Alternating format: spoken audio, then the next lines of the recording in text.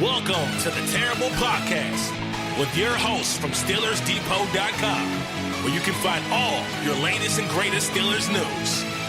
It's Dave Bryan and Alex Kozora, always lit, talking Steelers.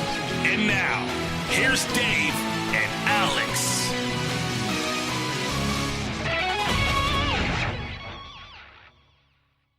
Welcome to the Terrible Podcast, Season 10, Episode 22. He's Dave Bryan. I'm Alex Kozora, SteelersDepot.com. Thanks for being with us this Wednesday. I know it's a little bit later, the podcast coming out, but we wanted to wait till after the Mike Tomlin press conference. Pushed back a day because of the Monday night game. And Dave, I mean, every time I feel like things have calmed down, they just pick right back up. Another couple crazy days for us to discuss. Boy, we can't complain about not having things to talk about, that's for sure. Yeah. I just wish Kevin Colbert would make his trades a little earlier in the evening, so I don't know how to stay up as late as I do. How about earlier in the offseason? That too. But we'll get to that with a Nick Vannett trade here in a second. Got a great show today. A little bit later on, we have Paul Dehner from The Athletic. You can follow him. I just exited out of his Twitter account. At Paul Dehner Jr. Thank you for throwing me the lifeline there. We'll talk to him about the Bengals and preview that game a little bit later in the show. Again, we'll talk about Nick Vannett here in just a second, but I want to start with the injury report because I'll forget about it if I don't get to it right now. So Mike Tomlin had his press conference a little while ago, Wednesday afternoon. And Dave, do you want to run us through the injury report? Do I have to?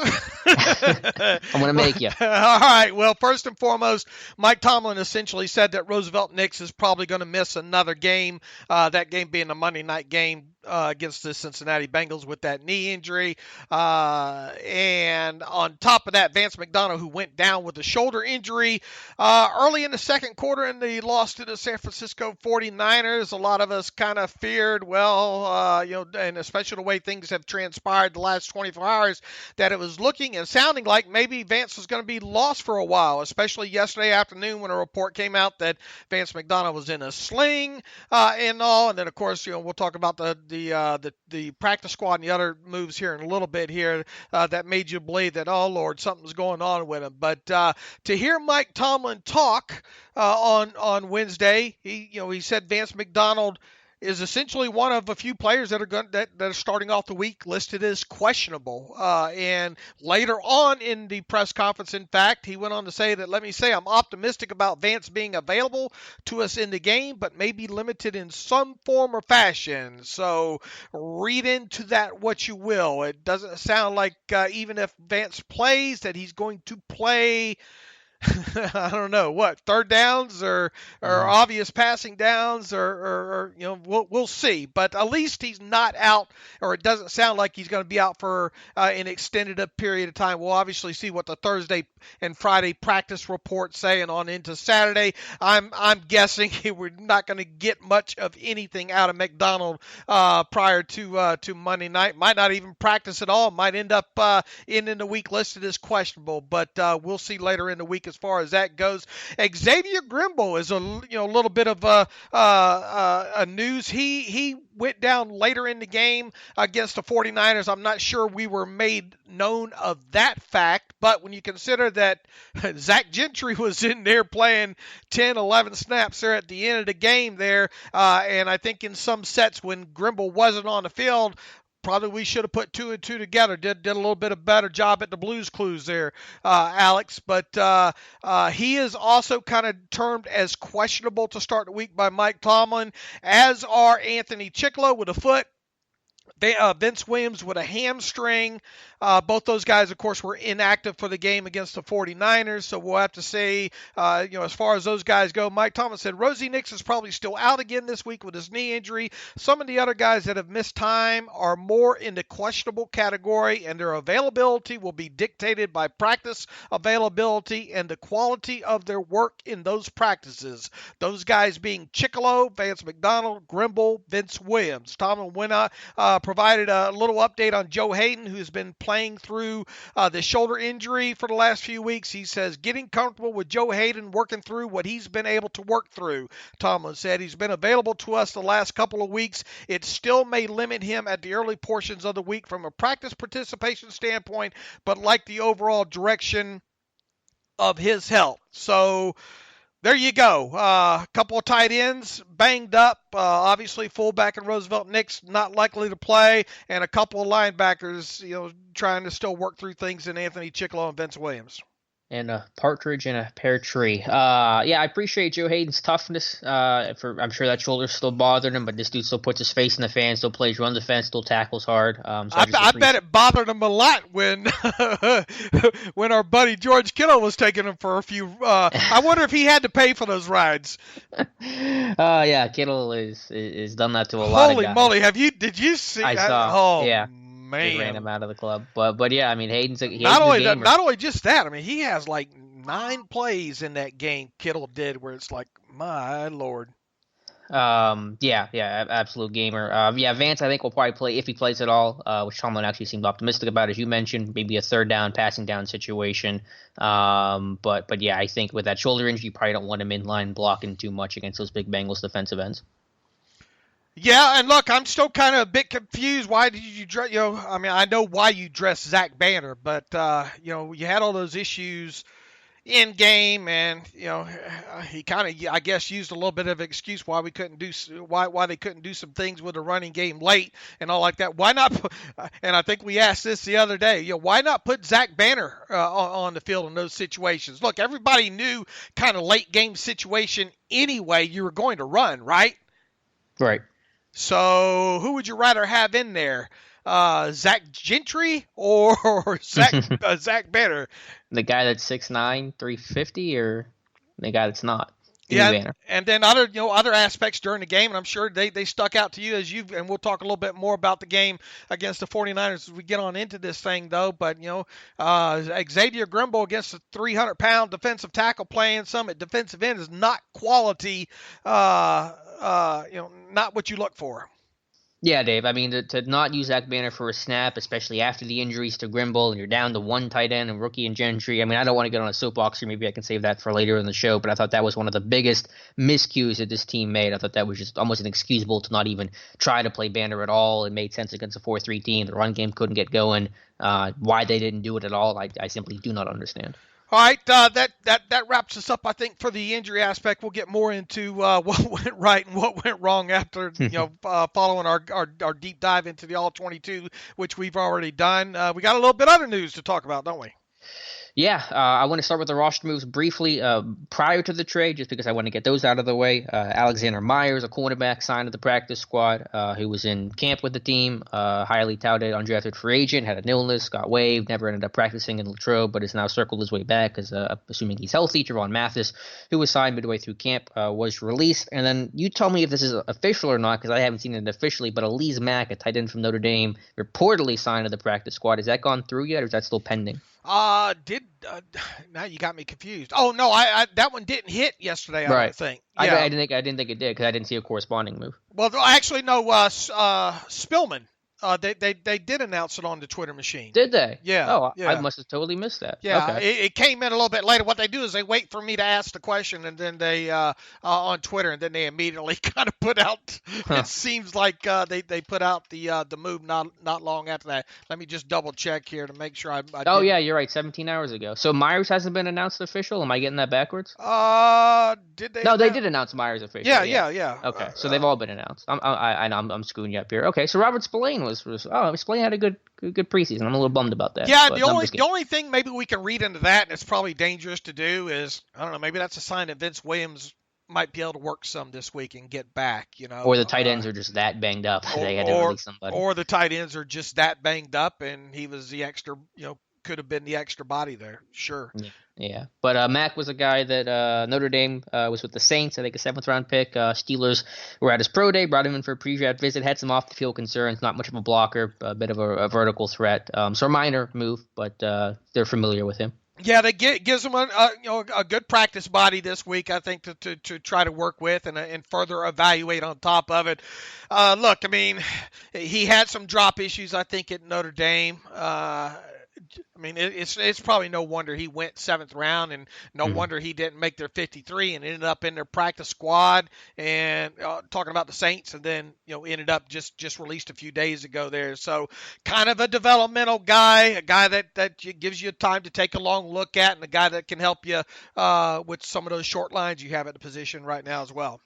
Absolutely. All right. So without further ado, the big move everyone's talking about today announced late last night. Steelers sending a 2020 fifth-round pick to the Seattle Seahawks, acquiring tight end Nick Vannett, fourth-year guy out of Ohio State. I think we have probably similar opinions on this move, but I'll let you go ahead and give your take first. I did the original breakdown on him ahead of the 2016 draft. This is a kid that, of course, out of Ohio State, Mike Tomlin and company, you generally are always there in full force at the Ohio State Pro Day. If you go back and look at some of our old posts from 2016, they paid him a lot of mind, according to reports at the time, talking about Vannett at that Pro Day there. I don't believe they brought him in for a pre-draft visit, if memory serves me correctly. They did not. I checked it last night. But that's not overly surprising if they know the kid and they like the kid, those kind of things there. But at the time, I had to go back and reread what I wrote, go back through some of my notes and all. This Vannett. I think the thing that stuck out to me was he wasn't used a lot in the Ohio State passing game. And generally they don't use their tight ends a lot in their passing game there. I thought though that he has. And I think one of the things I listed in that report was soft hands. A nice ability to catch the football. Not a guy that did anything really vertical or was a huge threat that way. But he seemed to move athletic enough that I was a bit surprised at maybe why they didn't use him a little bit more. As far as his run blocking went, I was more impressed with it from A, the willingness, and B, the ability to get the job done. Now, granted, obviously Ohio State's a bigger name school. I came away that he more times than not just won from a mauling standpoint. I'm a better athlete, bigger, better athlete than you, and I'm just going to take you out that way. I did, however, think at the time and wrote at the time, I thought that the chances of him probably becoming a little bit better, kind of a average to above average blocker at the NFL level, the potential was there.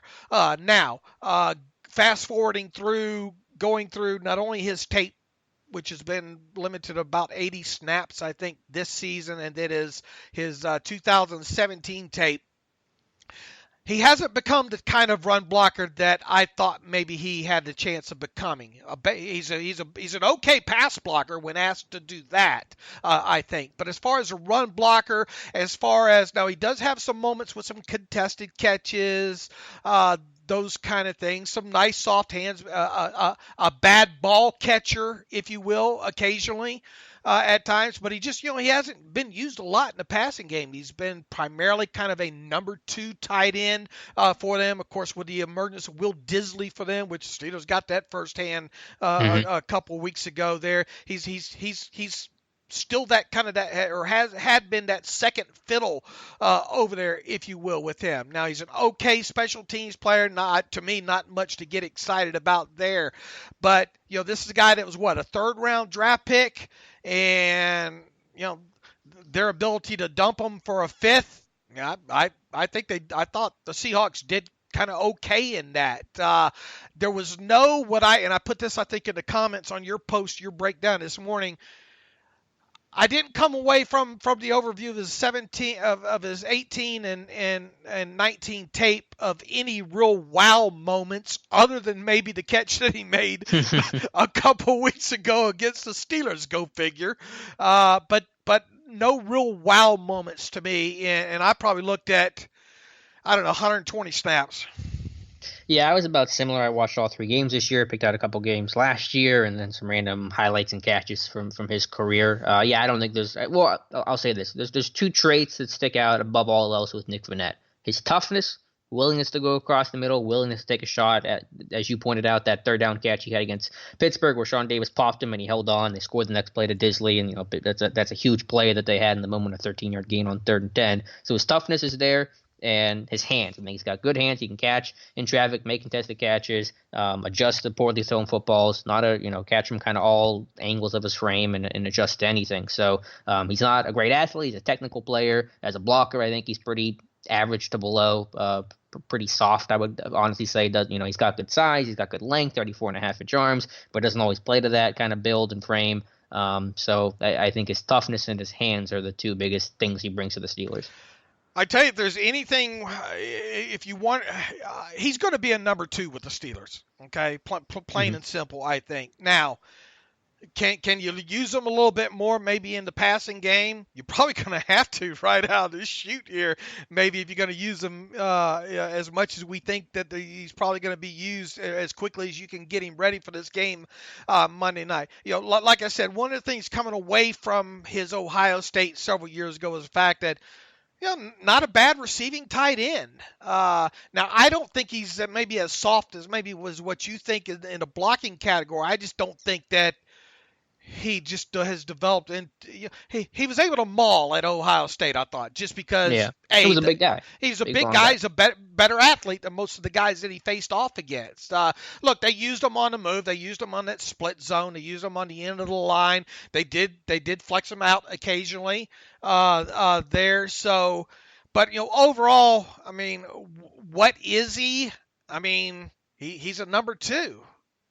Yeah, I think that sums it up well. I say soft, maybe that's a little too harsh. Some of the down blocks that he could have had, that he's not getting a push when he should be able to use his size and strength and just seal these guys down, and he's letting guys be able to disengage and shed. Maybe I needed to look at it more, but I just didn't like that. I didn't think as a blocker there was anything particularly great about him. How would you rank of the current of all 4, assuming Gentry's still on the roster as of today? How would you rank Vannett as a blocker in terms of versus Vance and Grimble and Gentry and Vannett? I mean, where would you rank Vannett in that category? I still think this goes back from the early time, the early games with Vance on the roster. I think Vance is an underrated blocker. Okay. And I think I've said that a few times over the years. I really think and it's too bad that they can't use him more as a every down guy, and when we talked about how he was used last year and how in 2 tight end sets he wasn't on the field much, and I think that's more in an effort to preserve Glass Joe than actually a knock on his blocking. So I would still say he's the best blocking tight end. Unfortunately, we're just not going to see that. I guess the better question is, because we know Gentry's going to be last on that list, who's better, Grimble or Vannett? I'm going to go Grimble slightly on this one as the better blocker of the two. Man, I'm coming off that game against the 49ers, and it wasn't good. I mean, from Grimble's standpoint, I didn't think.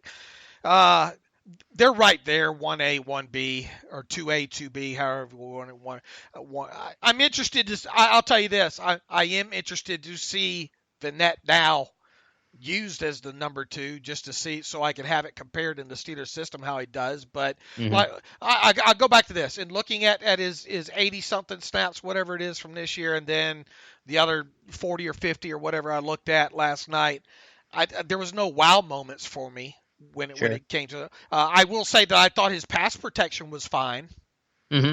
Yeah, I think he's asked to pass protect, which is something a lot of tight ends at the NFL level don't do. Now, don't misunderstand me. I think Vannett's a better player overall than Grimble. I trust him more in the passing game. Sure. And as a blocker, I think they're similar. I just think Grimble's a tick better, maybe a tick more physical, and plays to his size a little bit more. But I do think this is an upgrade over Grimble, who was given the opportunity to be the number 2. It just hasn't worked out. And yes, he's hurt right now. I think that's partially they're bringing him in as an injury standpoint because guys are banged up, and then just the depth has not been simply good enough. I think Grimble has revealed himself to be really nothing more than, I think, a decent number 3 tight end. I think, too, one thing that stuck out to me with Nick Vannett was he seems assignment sound. Mm-hmm. Now doesn't necessarily mean that he carries out the assignment to, on plays fully. But in other words, he doesn't look lost out there. He looks like he's a guy that knows how to find the soft zones. He can run those kind of outs. I think he does a good job of reading the quarterback in the pocket too when he's out, and then working back to a distressed quarterback. I think we see that a couple times with Russell Wilson, and Lord knows he had to do that a few times in Seattle as well too. But I mean, he this isn't a blockbuster move, along the lines, obviously, of going out and getting a Minkah Fitzpatrick. I thought the funny thing about all this last night, and maybe it's not funny, is after it was announced that the Seahawks were dealing him to the Steelers, guess who they added back? I was just gonna say, guess who they're signing? Luke Wilson coming back to Seattle. Now, if you ask me, and I know you didn't, why not just sign Luke Wilson and you basically, to me, kind of have maybe a little less of a receiver, but maybe kind of the same quality of a blocker there? Yeah, or Eric Tomlinson, who I talked about yesterday before the trade, who's a similar big body veteran guy who can come in and block. Yeah, I hear you. Last thing with Vannett for me is that he won't frustrate me the way Grimble frustrates me. Grimble does a lot of things where I scratch my head and say, kind of, what are you doing? I don't think Vannett's going to do that. But to the point about the return, I have a problem with it. I mean, this is a guy that's, a free agent after the season, and yes, I'm sure the team will want to and is open to re-signing him depending on how things go, but that's no guarantee. It'll be partially out of the team's control. Vannett could walk if he wants to, get a better offer. Who knows what the case could be. So to trade a fifth-round pick for a team that didn't have a lot of draft picks already, and you're losing now a fifth-rounder in that process, in a season where, I'm sure they're saying, okay, we're still in it, we're still trying, we're not giving up yet. I get that. Obviously, me from a fan standpoint, an outside standpoint, I'm a lot less optimistic about the season than they are. I don't like it. I don't like trading a fifth-round pick for a guy that may not be on my team in 2020. Well, people say, well, it's only a fifth-round pick, okay? But if we were talking about a little bit higher quality of player, at least from what I and you have examined him from the standpoint from, to me, he's the kind of guy that you deal a 6th or 7th conditional for right now. Yeah, or if he was just under contract for longer. Or if he was under contract for a little bit longer to give you. And look, there's nothing that said, and he's cheap. Hey, he's he's going to be extremely cheap the rest of this season. Obviously, still on the final year of his rookie contract. Just where is the value in him other than? And here's the thing: we've seen the Steelers do this with guys that they like. And he is obviously, like Minkah Fitzpatrick, like we've seen several of these other guys over the years, guys that they like. I mean, they maybe they stick to that principle a little bit too much. In other words, if we didn't take a long look at you in the pre-draft process, we're probably not going to go after you. That kind of thing. It's a 5th-round pick, and yes, they can re-sign him, but once again, there's not going to be any rush, unless he just blows it out here. There's not going to be any rush to offer him a lucrative deal of any sort. So why wouldn't he at least wait to get to free agency when all he's going to get is probably a minimum contract to start with? Yeah. So, well, I will say the tight end market was weirdly hot last year, so he might get more than what we think. Yeah, but he's going to have to show a lot in these next 13 games. Sure. And how much, let's assume that McDonald only, how many snaps is Vannett going to play on a weekly basis right now? 28, 30? Yeah, I guess Vance's situation's still a little murky even beyond this week. Are they going to realize they need to scale back his snaps? But yeah, 30. Are we going to get are they going to get 500 snaps out of, you think, Vannett from here on out? That's a lot of snaps, ain't it? Yeah, I think 500 is pushing it. More like between 350 and 400. Look, if he can come in and provide you something at that second tight end position that you haven't gotten right now and help that running game, then hallelujah, as Keith Butler would like to say. Like I said, I had him even graded as a late second round to late 3rd round pick. Okay. Yeah. You were on the money, and that's where he went, 3rd round. Right, but I don't think he's played like that. Right. Yeah, I think forgetting about everything else, obviously you needed a tight end. The depth was poor. The injuries were there. But is Vannett worth a 5th-round pick? I think the answer to that is no. Just in terms of value, tuning out all the other noise, I think is Vannett a 5th-round value? I think the answer is no. My nose got turned up as soon as I heard what they gave up for him. But, that's just me.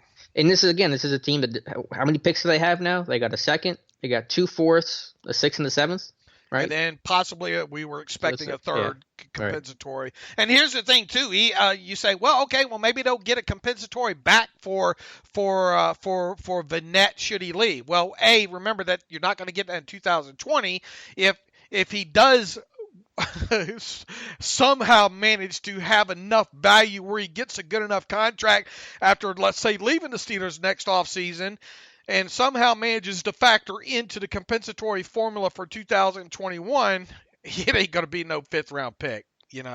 At most, you're hoping that him, whatever, maybe other losses along that time somehow factors into maybe a seventh round. But I mean, it's too even early to even go out that far, with that kind of thing. But, the long and short of the matter was, I was surprised that Kevin Colbert came off of a fifth for a guy in the final year of his contract, such as Vannett. So was I. And again, it was a fifth-round pick. We're not talking about a second-round pick here, but hey, any bite at the apple, any chance to get a player increases your chance of finding a diamond in the rough. And even if you weren't going to use it as a draft, as aggressive as Kevin Colbert, maybe that's a trade piece. Maybe that's a trade-up, trade-down kind of piece that you could use in April that you won't have. So I just hope they re-sign him, because if not, and the season doesn't turn around, like I don't think either of us really think it's going to happen, then it's really going to feel like a waste of a pick. Does it? What does it feel like? Does it feel like a? I mean, admit it. This has been an unusual offseason for Kevin Colbert. Yeah. Oh, he's been super aggressive. And I will say he does do a lot of trades. They usually just come in August and not September. And look, here we are in a position that we worried about the team being in as far back as even the draft, right? Mm-hmm. What's going to happen? If Vance Mcdonald can't stay healthy, and even if Vance Mcdonald does stay healthy, you're putting lesser quality tight ends into that number 2 position, where you could have probably avoided that by through free agency or by the start of the season there. We kept thinking, all right, if there's one place this team's going to add at, after these final cut downs and all like that, it's going to be tight end. It feels like they settled for Gentry after not being able to get our buddy Ricky Seals-Jones. No, or Foster Moreau. Foster Moreau in the draft and all like that, and but yeah, I mean, they're right where we were worried about them possibly being at, Yep. and with McDonald injured, and I mean, how long is this thing gonna hamper him now? You know? Yeah, because even if he plays Monday, like Tomlin thinks he will, I mean, it's probably going to bother him for a while. I don't think it's going to go away, a shoulder sprain, anytime soon. Right. So maybe after the bye he gets healthy. I mean, we're right where we were afraid that the team might get when it comes to the tight end position. And what were the two positions we said were the weakest after the draft? Safety and tight end. And what have they done since the season started? Yeah, 2 losses in and then 3 losses in. Yeah. Now, granted, injuries played a factor. I mean, Sean Davis goes down and that creates a bigger need. But also that just speaks to the Steelers kind of hating their back end of their roster. Like, we don't trust Cameron Kelly. We got to trade a first-round pick. We got to go radical. We don't trust Grimbo. We don't trust Gentry. We got to make a move there. So it's an indictment on kind of their depth players, too. As much as it is the starters going down. Yeah, then they let I know a lot of people still got the bad taste in their mouth about losing Tuzar Skipper too. You know how we are with, or at least I am. There's one thing that I like, Alex, and I focus on too much fanatical about is outside linebackers and all around tight ends. Those are the two positions I really love scouting year in, year out. Obviously safety's a little bit difficult with due to TV tape a lot of times. So, obviously we had more of that during the off season, although we are starting to get more and more of that every off season. Safety's fun too, but tight ends and outside linebackers are my 2 favorite positions there. Yeah, well, they're going to start consulting you. No. They passed on. They got what they deserved watching having a front row seat for George Kittle this past Sunday. Right. Yeah, they did. All right. So any other final thoughts with the Vannett deal? I think I got it out of myself. Not a bad player, but is he going to really move the needle too much in the way the season's shaping up for that value? I'm not too convinced about it. It just feels like we got to throw a draft pick at it. Look, I obviously Kevin Colbert, has some optimism here, right? Yes, to make the deals that he's made the last 2 weeks. Yeah, with the Minka deal, that was fine because I know it's a long game too. Vannett feels like a potential short game kind of thing, and I don't share his optimism for 2019. For 2020, sure, I might, but for 2019, I don't share that optimism he probably has. I mean, I guess do we semi-golf clap for him going after it? Making these deals the last few weeks. I mean, I suppose, but this thing runs a lot deeper right now than just Minka and a need for a number 2 tight end or a tight end in general. Yeah, there's a lot more going I on with this team right now. Yeah, some big time problems with this team, particularly this offense. But Mike Tomlin had his press conference on Wednesday. We went through the injury report already. He kind of gave his thoughts on Nick Vannett, kind of cited the injury situations. What else did Tomlin say that caught your ear today? He obviously, I guess satisfied with what he saw out of Minka Fitzpatrick so far. And that, I mean, that was kind of, I guess, to be expected. Said that Mason kind of, settled into it, if you will, as the game went on. At some point here, I guess, I don't know. We'll talk a little bit about what I found in Mason's 13 incompletions that he had there and break down that game against the 49ers. Let's see, what else did he have to say? The run defense, saying the pile falling forward too often, and a lot of times it's about how you take not the tackling per se as much as how you the technical issues as far as the taking on the blocks and all like that. Look, overall, through the first 3 weeks of the season, Alex, the success rates of opposing running backs against the Steelers defense is right where you would like it to be, under 40%, if you're looking at successful run percentages. However, once again, the stats unfortunately don't tell that's I love to look at successful play rates, but it doesn't tell the whole story. I mean, this team's giving up a lot of big running back runs at wrong points of the game. Yeah. I mean, you have an under 40%. You're only allowing a less than a 40% success rate to opposing running backs, but when they bust a couple of you, explosive plays on you, and then, one of those ends up in the end zone, well, it doesn't matter what your success rate is, in that aspect. And yeah, look, I mean, they only ran, if you go back to this game against the 49ers, and it didn't feel like this, at least to me initially, they did not run their running backs a lot in the first half at all. What they have, like 10 running back runs, I think the 49ers had in the first half. Only 2 of those, I believe, were successful runs. Okay, so you're thinking, all right, not awful. Well, then you get into the second half, and especially after they scored that go-ahead touchdown with, what was it, like 9:15, 9:20 or whatever. Boy, then they really went crazy with the run. I think 20 more running back runs with I think 10 of them were successful runs. I mean, they just wore you down. You already had a defense that was a little bit worn out, obviously from that 9 whatever mark of the third period, and then definitely on into the fourth quarter and all there.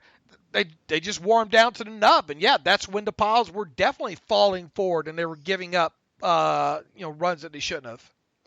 Yeah, I mean, against Seattle and San Francisco, you knew the identity of both those offenses were they were going to run the ball. They wanted to stay on script, on schedule, and you let them do it. And that's a disappointing part, but I do think an element of it is this defense being gassed, because the first half performances in each of those games I thought had been impressive, holding Seattle to 7 points and San Francisco to 3. And then it all kind of goes to hell in the handbasket there in the second half. I don't think that's a coincidence based on how much this defense has had to play. But yeah, this run defense has to be better. You can't let these teams stay on schedule. And, kudos to the 49ers and Seahawks for being able to wear you down. But this defense, it's got to be a lot better. And I'd be curious what their run success rate was in the last 2 games, because I wonder the Patriots game to blow out them running the football late, if that skews the numbers at all. Not to cherry pick things too much, but I imagine I know Matt Breida had I think he had like a 70% run success rate against the Steelers. So like that's something that you have to eliminate. Well, like I said, you had a 50, and this is running backs only. Okay, right. You had a 50%, I think, successful run rate in the second half by the 49ers running backs after a 20% successful run rate in the first half. Yeah, not good. But I mean, overall, you had 30 running back runs, right? Roughly. And then I think 12 or so were successful. I'll have to go back and look at my numbers again. But And then obviously you give up those home runs like you gave up against the Seahawks again in the second half. I mean, they're doing an okay job, I guess, early on. But the problem with it, and I think this is one thing that you pointed out on the Twitter machine and maybe in a post as well too there, and we've talked about it since the beginning of the season as well too. The play action, other teams are better at using their play action than the Steelers are better at using their own play action there, and the linemen are doing a better job of selling run off the ball. And how many times do we see these Steelers linebackers moving forward to the line of scrimmage, even in some third down situations, and we're not seeing the Steelers getting that with their own play action on. And I know we're talking two different sides of balls here, and Tomlin once again pointed to, key downs, third downs, on both sides of the football as being a key element, especially in that game, Sunday, and of course saw the previous two on top of that. So when you're not quote unquote in concert with one another, and I mean you get what you had happen. But yeah, they have been decent against the run early on, but on the flip side, even though they've been decent against the run, especially in the first half of the games, there's still that play action, and how many times have we mentioned this on the podcast too?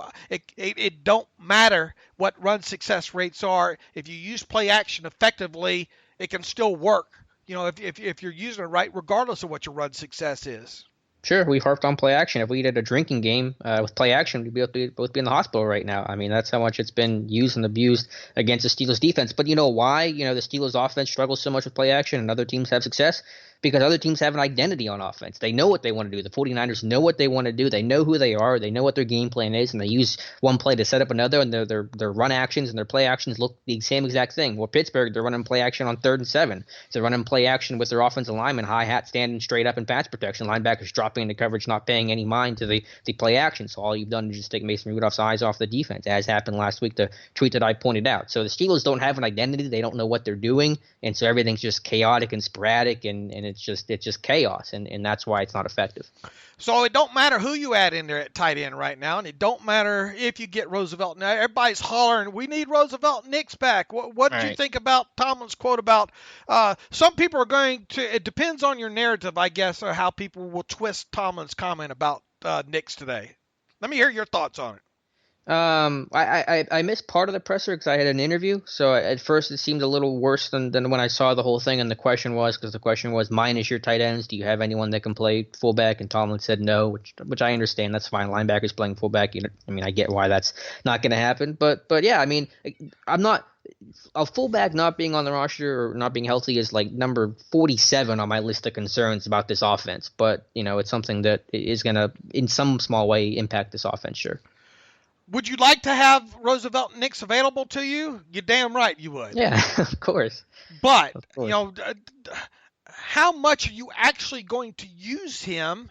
And look, if you have Roosevelt on the field, you damn sure now, especially with a young quarterback, you'd better be able to throw out of 22. Mm-hmm. Sure. Now, if you put 22 in there, 22 personnel, or even 21, and all you do is run, don't you think oppositions are going to pick up on that until you start showing that you can throw out of those groupings? Of course, but I do think it could help in a small way against some of these stacked boxes where these linebackers are coming in uncovered and just making tackles. Right, but if you're still putting a tight end like Grimble out there and allowing a 300-pound defensive tackle playing defensive end to crash down on the inside and then limit, basically forcing your running back up into and look, I mean, they're doing the traditional double team blocks and all like that. Are they necessarily probably getting off those blocks as good as they can? Make no mistake about it, and this is not trying to sympathize too much with the Steelers and what they're doing offensively. That San Francisco front is good, damn good. Yep. And the Steelers don't run well against 4-3 teams. Even under Mike Munchak, they've never. In Seattle, San Francisco, both even fronts. So I'm not trying to tamp down and say, oh, it's okay. You can't go every week saying, well, it was only because of this defense is so good. That only gets you so long. Okay, but those two linebackers. How would you like to have Quan and Fred Warner? If you ran a 4-3 defense there, and how would you like to have the front that the 49ers use? That's a damn good front. And they're gonna have a lot of success this year, regardless of who they play. Once again, that's just some of the excuse. Should the Steelers have ran better than they did against the 49ers? I think so, but I mean, once again, when you have the tight end that you had over there in Grimble, having to play the amount of snaps in that game, and then not having a fullback obviously played a part in it, and not making the decision not to use Banner. You're damn right I would have had Banner out there before I would have had Zach Gentry out there, especially late in the game. Now, Gentry missed that block. Now, his guy wasn't the guy that ended up forcing a fumble, but his guy that he missed ended up being the guy that forced James Conner back into the guy that made the play. So, I mean, Gentry's not doing you any good right now whatsoever. To have him in that game late playing those snaps that he had in key situations, yuck.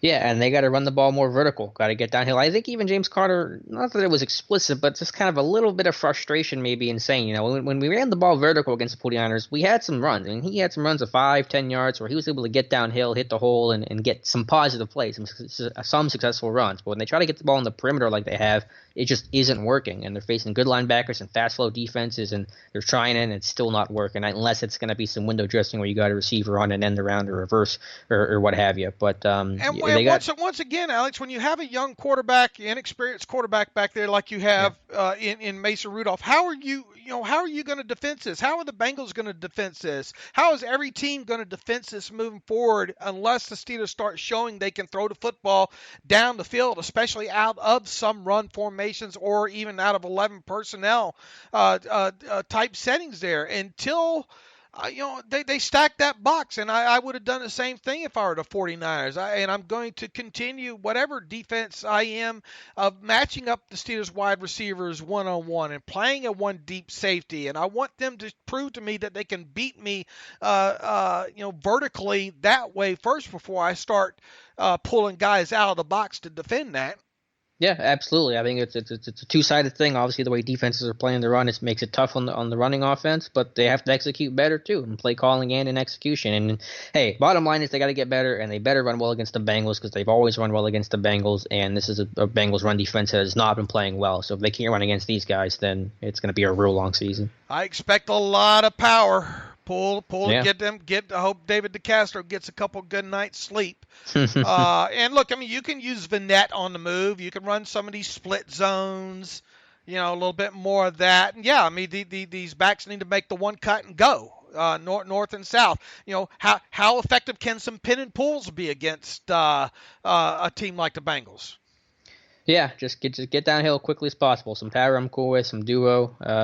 Just get the ball vertical, though. But I think power is the thing that's really beaten the Bengals in the past, and I think you can do it again against these guys. If you can't, then you're in major, major trouble. And, I mean, look, it just has a feeling that they're going to try to play as much small ball as they can, So you hope for some shorter fields in this situation. Yeah, and they also just can't play small ball because they're not going to be an efficient 10-play drive offense. I mean, even if it gets a little bit better, you got to get some big plays. So I just hope they don't play scared. I mean, you had Ramon Foster coming out saying, at halftime last Sunday, we just said, screw it, let's open the offense up. That's all well and good, but why was that the game plan to begin with? Why was it so scared and conservative? That's disappointing. All right, where should we go now? Should we talk a little bit more about maybe Mason's play or... Yeah, just related to what Tomlin said. Tomlin kind of, overall impressed by the job Rudolph did for kind of sticking with it and rising to the moment, as you mentioned earlier in the show. And that's kind of my thought with Rudolph. It was not a good performance by any means, but I thought he was tough, competitive, and made just enough plays to put this team in position to win late in the game, which I think is all you can really ask for a quarterback making his first start on the road on the West Coast. What did you think from, look, you look at the passing charts and they're ugly, yeah. Right? But the passing charts do not add the context.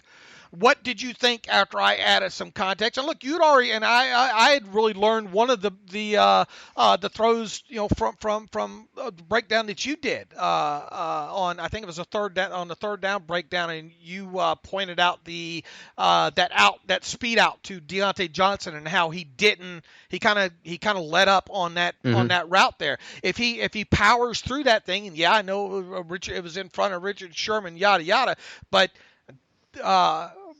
Mason was expecting him, I think, to continue on there. And if Deontay finishes that route off, is that a completion? And is that a first down? Because it was right at the marker. It would have been close. Would have given your quarterback a chance. Yeah, Johnson didn't run through the route on the first third down of the game either. And what did you think about that? I mean, it's not termed a drop, or at least Pro Football Focus did not term that one a drop. You could should that ball been out quicker a little bit? Maybe by, I don't know, quarter of a second, right? Obviously there were some timing issues throughout this thing, I think, with Mason in some instances, maybe where he could have got the ball out. But how would you term that very first kind of slant there? I mean, a business decision, if you will, by Deontay Johnson. Yeah, just a bad route. You got to run through it. If he runs through it, it's probably a catch. I know he's trying to kind of sit down because the linebacker's in the next window. He doesn't want to get popped. He wants to try to find space, but you got to run through it. That's what Rudolph was anticipating. Johnson didn't do it, and that's why the pass was incomplete. So I don't know if you call it a drop. I don't really care. I just call it a bad route. Okay, and what about, look, did you term the pass to Grimble was a drop, right? Yeah, that was one of those places where Grimble was weird. I feel like he turned the wrong way. I do too. I thought that he read that wrong and should have turned that back inside as well too, but not knowing the exact, knowing exact. I was afraid to kind of point that out in my post there, but it did feel like he turned wrong. But regardless, his numbers flashed to the quarterback. The ball was catchable. I mean, I've got a great still shot of it being right between his hands, and he just didn't catch it.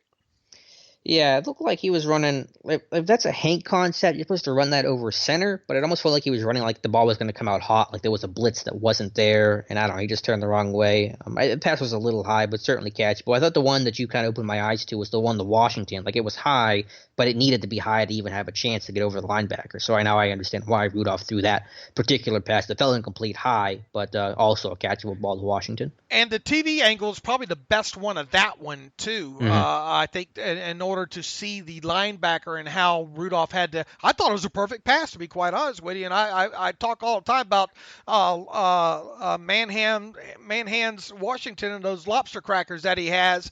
He had some butter on his hands, I guess. He sure did. That's a good one there. He had some lobster butter on his hands there. I expect him to make that catch. And sure. And once again, I understand who was in defense there, but I have a great still shot of that up with that ball in his hands without any contact there, and he has to make that catch. So when you look at let's recap now.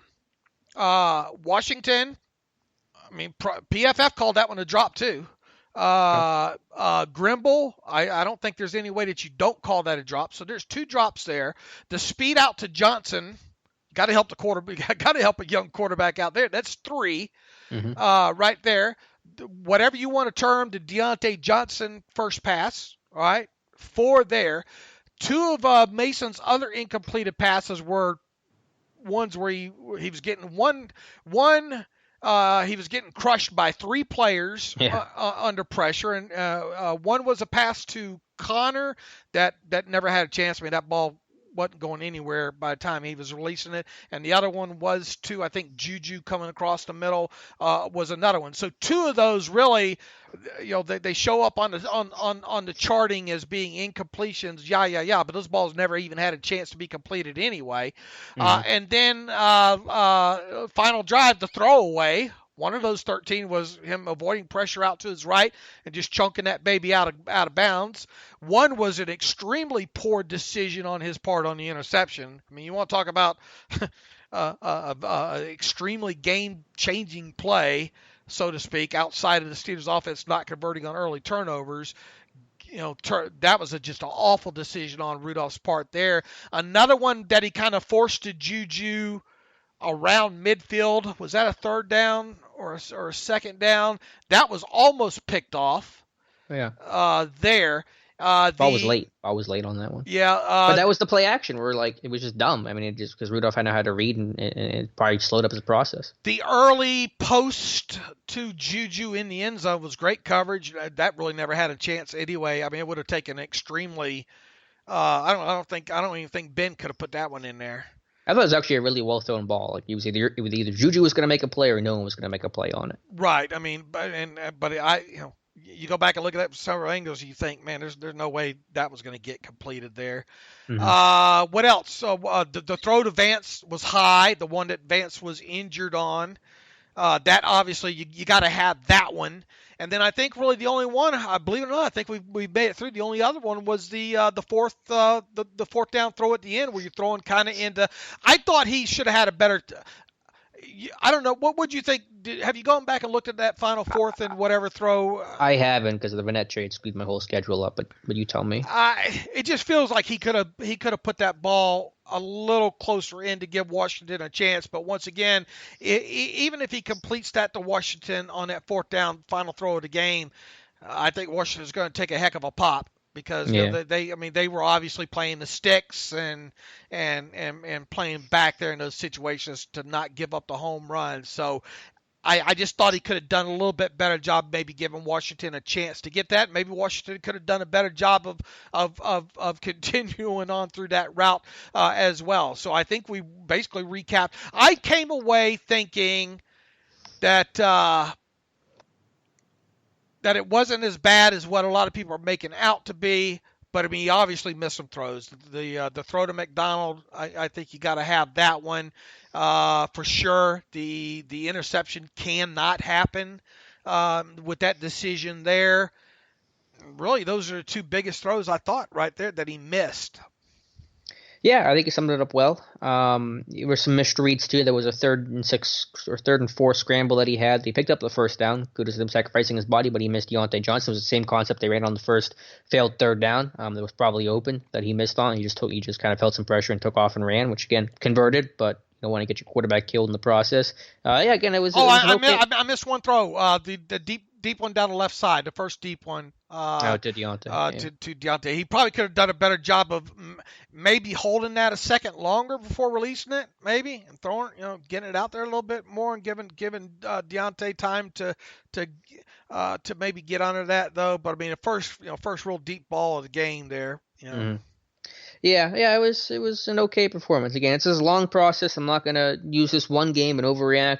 Even if it was great, I wasn't going to overreact to it. Even if it was negative, like it partially was, I'm not going to overreact to it. We're going to learn. We got a lot of time to learn about Mason Rudolph here. I'm not going to pretend like one game's going to tell us all that we need to know. No, absolutely. No hard, fast draw. No, nobody should be drawing any hard conclusions from what we saw. Mm-hmm. Now let's see if we see some progress. Let's see if he's able to push.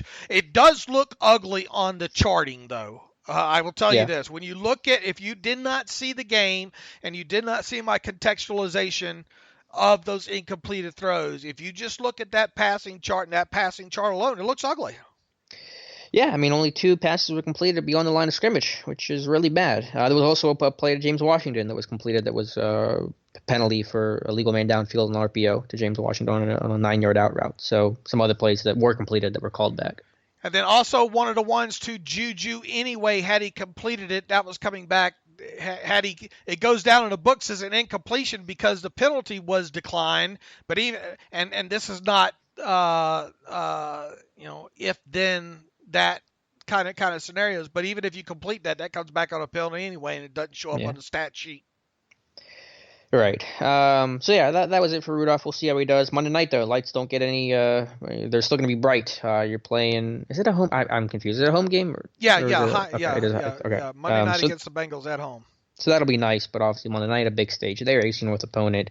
So that's my thoughts on Rudolph. Anything else from Tomlin? Oh, not that I absorbed that quickly. I'm sure Yeah. I might have a little bit more on it come Friday or whatnot. But Yeah, that was about it for me too. I do want to talk more about this game, especially about this offensive line in Alejandro Villanueva. But before we do that, let's talk to Paul Dehner Jr. Again, you can follow him at Paul Dehner Jr. All one word. Senior writer and podcast host covering the Bengals for The Athletic. So here he is talking about the Cincinnati Bengals. Okay, welcome back to the Terrible Podcast. It is Wednesday, and that means we welcome in a beat writer who covers the Steelers' opposition this week, and that, of course, is the Cincinnati Bengals on Monday night in Pittsburgh, a battle between two winless AFC North teams, and that means we're welcoming, easy for me to say, welcoming back to the show Paul Dehner Jr., who writes for The Athletic, previously wrote for the Cincinnati Enquirer for a few years there. Obviously, The Athletic, not new, a subscription site. They host Ed Bochette and Mark Cabali there as far as the Steelers beat writers go. You can follow Paul as usual. You should already be following Paul on Twitter at Paul Dehner Jr. All one word there, and we'll make sure to link that up in the post that includes this podcast being embedded in there. Paul, welcome back to the Terrible Podcast. How are you? No, doing great. Thanks for having me back, guys. No problem. Always a good time when get great response when you are on. You obviously have a great knowledge of the Cincinnati Bengals, and first off, what are your thoughts here? I mean, here we are 3 weeks into the season. The Steelers and the Bengals are both winless at this point. The AFC North 3-9 combined, with the Baltimore Ravens having 2 of those wins. What are your thoughts from 30,000 feet here as we enter week 4 and things going on with the AFC North and with the Steelers and the Bengals specifically? Yeah, well, the NFC West is better than the AFC North. I think we can go ahead and knock that out, right? I mean, right. We've seen a couple of instances of that. But yeah, between these two teams, I think people probably thought, and you could have made a pretty realistic prediction that the Bengals would be here. I don't think we thought that this is the position that the Steelers would be in. And of course, we certainly didn't think that we would be seeing Mason Rudolph at this point. So I think the North has been not great. I'm surprised how well Lamar Jackson has played. But I think it leaves it really, even though I think people would say this looks like a pretty clear 2-team race between Cleveland once they potentially get it together and Baltimore, it's weirdly wide open because everybody has so many clear and obvious flaws that I think you could see one of those where not usually most years you have seen a lot of quality. May be the reason why everybody's kind of knocking each other off. I still think a lot of these teams will knock each other off, and I don't think it'll be some sort of total runaway thing, even though maybe it's setting up to be that, because so many of these teams are so badly flawed. You think a 9-7 will take the division this year, or at best 10-6? Yeah, I don't. Baltimore is the only team that I see that could run away with it, and I think over the course of the long haul, I think we're still yet to really see. I mean, what did we see? We saw 3 bad defenses, 2 epically bad defenses go up against Lamar Jackson the first couple of weeks. So I'd like to see the sample size on his progression, and he has looked better, and he's very dynamic. Nobody's debating that, but over the course of 16 games, can he stay healthy? Can he continue to play at a level like that? Their defense is nowhere near what it has been. That how much will that be exposed? I mean, there's a reason they're trying to so aggressively go after Jalen Ramsey. I feel like all of that stuff is really yet to flesh itself out, and I don't see them. If they get to 10, that's possible. I guess they could get to 10, but yeah, I think there's a pretty real chance you see 9-7 being where this thing ends up. But before I turn this thing over to Alex for a couple questions here, the health of the Bengals entering this week, obviously with the game Monday night, things are backed up a little bit. I believe Zach Zach has already come out and ruled A.J. Green out for the game Monday night. This is a banged-up team. I think Cordy Glenn's still battling with a concussion or whatnot. I think the left guard of theirs is banged up as well, too. What's going on with Carl Lawson? What are your thoughts? I mean, how is this injury report likely to shake out come Saturday for the Bengals? I think there's some optimism about a lot of guys that have been banged up. I mean, obviously the big one you mentioned, A.J. Green, and, going back to preseason, their first-round draft pick, Jonah Williams, is out for the year, left tackle out of Alabama. And so they turned to Cordy Glenn, and he's had it going on. I think we're on day 39 of his concussion protocol, which I wrote about last week. How it's much more than that and far more complicated than to just say this guy's trying to come back from a concussion. But I do think he's trending in the right direction. You mentioned being a day late as we're talking now. They don't even practice until Thursday. So I don't, that'll be an interesting day to really see how many, but when we talked to Zach earlier this week, he expressed a lot of optimism that some of these guys that were kind of in this day-to-day mode will come back. I think there's optimism about Cordy Glenn potentially coming back, which would be a huge boost. The fall off from Cordy Glenn to Andre Smith playing left tackle is just, Andre was of serviceable to maybe above average in his prime right tackle, and he essentially washed out of the league last year as a throwaway. Couldn't even hang on with a bad Arizona offensive line. And suddenly has resurfaced here because they're so deep into their depth chart, needing any kind of stopgap. And he's out there trying to block Jerry Hughes last week. And you might as well put one of those little garbage cans at left tackle because, it's just not happening.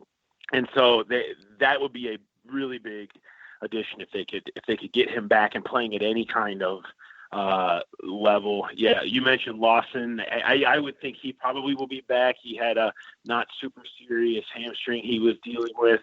They were down to only 21 active defensive players last week because they had so many guys hurt against the Bills that they actually had guys who were active but out. So they're definitely banged up, but I think they're on the mend a little bit where they probably won't be in that kind of a situation come Monday night in Pittsburgh. Paul, a lot of common threats between the Steelers and the Bengals, both teams 0-3, but like Pittsburgh, Cincinnati's had two close games with Seattle and Buffalo, one-score games. What's been the issue with the Bengals not being able to close out games? Is there a common thread in each of those that have led this team to drop both of those games? Yeah, I think there's a bit of an intangible element with so much new, and I don't think that they've really learned how to win yet. That's players, that's coaches. And you guys know, you've been around teams that struggle with that you need to have that belief that you're going to do it. You need to have that momentum towards, feeling like the comeback is always around the corner or that big play is going to happen or not, and not dreading the failure. And I think, the game against Seattle in particular, how you lose a game when you outgain a team by 200 yards is fairly incredible. It's almost impossible to do by the stats over the last 10 years. Try losing a game with 5 turnovers. Right, exactly. Both these teams have complete just mind-bending losses. Where you just don't even understand how that happens. But they've had which is where there's encouragement in that over the whole and in some of the big things for stretches of time. Each piece that you're looking for has performed at a really high level. They threw the ball really well in Seattle. They ran the ball really well in the second half against Buffalo and got Joe Mixon going. Their defense has had 2 games where they've been great and 1 game where they've been a complete dumpster fire. So they just haven't been able to put it all together, and finishing, I think, is part of the transition of a new staff trying to put the puzzle together. Honestly, They just haven't quite had that piece yet. So how long will that take? I don't know. You see in past seasons with new coaches, typically it's about a month. Typically, it takes about a month for teams to kind of start to figure out how to put the puzzle together, and so we're coming up on that after this game against Pittsburgh. You touched on the run game. I know that you said they kind of got things going last week, but I know the aggregate numbers averaging 2.4 yards per carry as a team. Joe Mixon just 2.8. Why is that particular facet of the offense struggling? Is it an offensive line thing? Is it just a game circumstance thing? Is Mixon maybe not playing as well as you'd hope for? What's the issue there? They have a new system, and Mixon didn't play in the preseason. They wanted to keep him fresh, like so many of these teams do, and they've got these spare parts at offensive line, running a new system, and Mixon running behind them for the first time. Seattle sold out against them and basically said, "We're going to stay in 4-3 base and run fronts all day. We're going to dare Andy Dalton to beat us." Mm-hmm. And Dalton threw for over 400 yards, and John Ross had 168 and 2 touchdowns. And they just accepted that. He threw the ball almost, I believe, 50 times in that game. And so they weren't going to bang their heads against the wall and try to run against a run front. And that was the first week. Against San Francisco, they fell behind early, and it never worked out. I mean, they really had about 10 real run plays in any kind of down and distance that would make sense. The game got out of hand, and then the second half last week, it seemed like they were finally starting to figure out how this whole thing fits together. And I'm curious to see if that was a flash, or if they have. I mean, Joe Mixon at some point is going to figure it out and get into space. And when he does, the whole league knows how dangerous he is. He led the AFC in rushing last year. The anticipation is that he's supposed to be that guy. They're trying to build it around him. I just think putting all those pieces together has taken a little bit of time for them. We'll see how much longer it takes, and if the second half last week was figuring it out, or just a brief hot flash.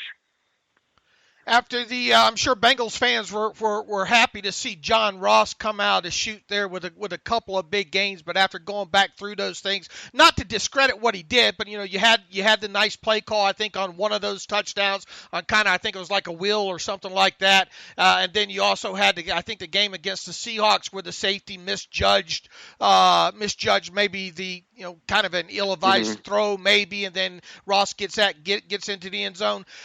After looking at this after 3 weeks, where's the improvement in John Ross, or was that just hey, that was kind of a fluky couple of games for him? This still kind of looks like the same John Ross. It is not the same John Ross. He does look different. He's playing with more confidence.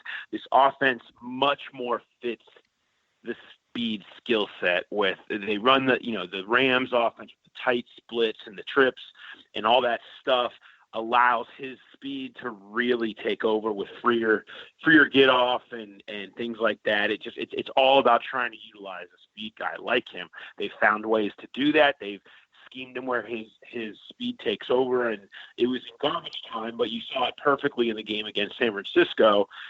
He runs sort of a deep in and spins the DB, and then he just blows by 3 dudes who thought they had the angle, who end up grasping at air by letting his Jets take over. Those are the types of plays that we're seeing more that are geared towards him. And so I think he's different in that way. It's still the same John Ross experience in that you still have drops. He still had the fumble against Buffalo. It's just who he is. He's going to be a guy that's going to drop the ball to a point that it frustrates you to all hell, but then he'll have the explosive play where he runs by a couple of guys. And that's really what they need, particularly when A.J. Green comes back, is just that deep threat that can be there when you decide to dial it up and keep the defense honest. So I do think he's improved. I do think the staff has done a great job of getting the most out of him, but some of his faults and limits as a player have still been obvious. I mean, he still has a chance to give you the ball because he drops it or fumbles it or whatever. Through the first 3 games, opposing offenses have really used play action well against the Steelers defense, and I would expect with Zach being kind of a young up-and-coming play caller and looking at kind of some of the things that the Bengals have done so far, obviously not having all the bits and pieces in their offensive line and not having A.J. Green in there hurts. But how have you seen their use of play action so far through the first 3 weeks, and are they selling it well, and are they having success using it? Yeah, I mean, I think they wish they were having more success using it, but yeah, it's been it's the centerpiece of what they do, and it looks a lot, like a lot of the stuff that you've seen some of the teams that you mentioned have done against the Steelers.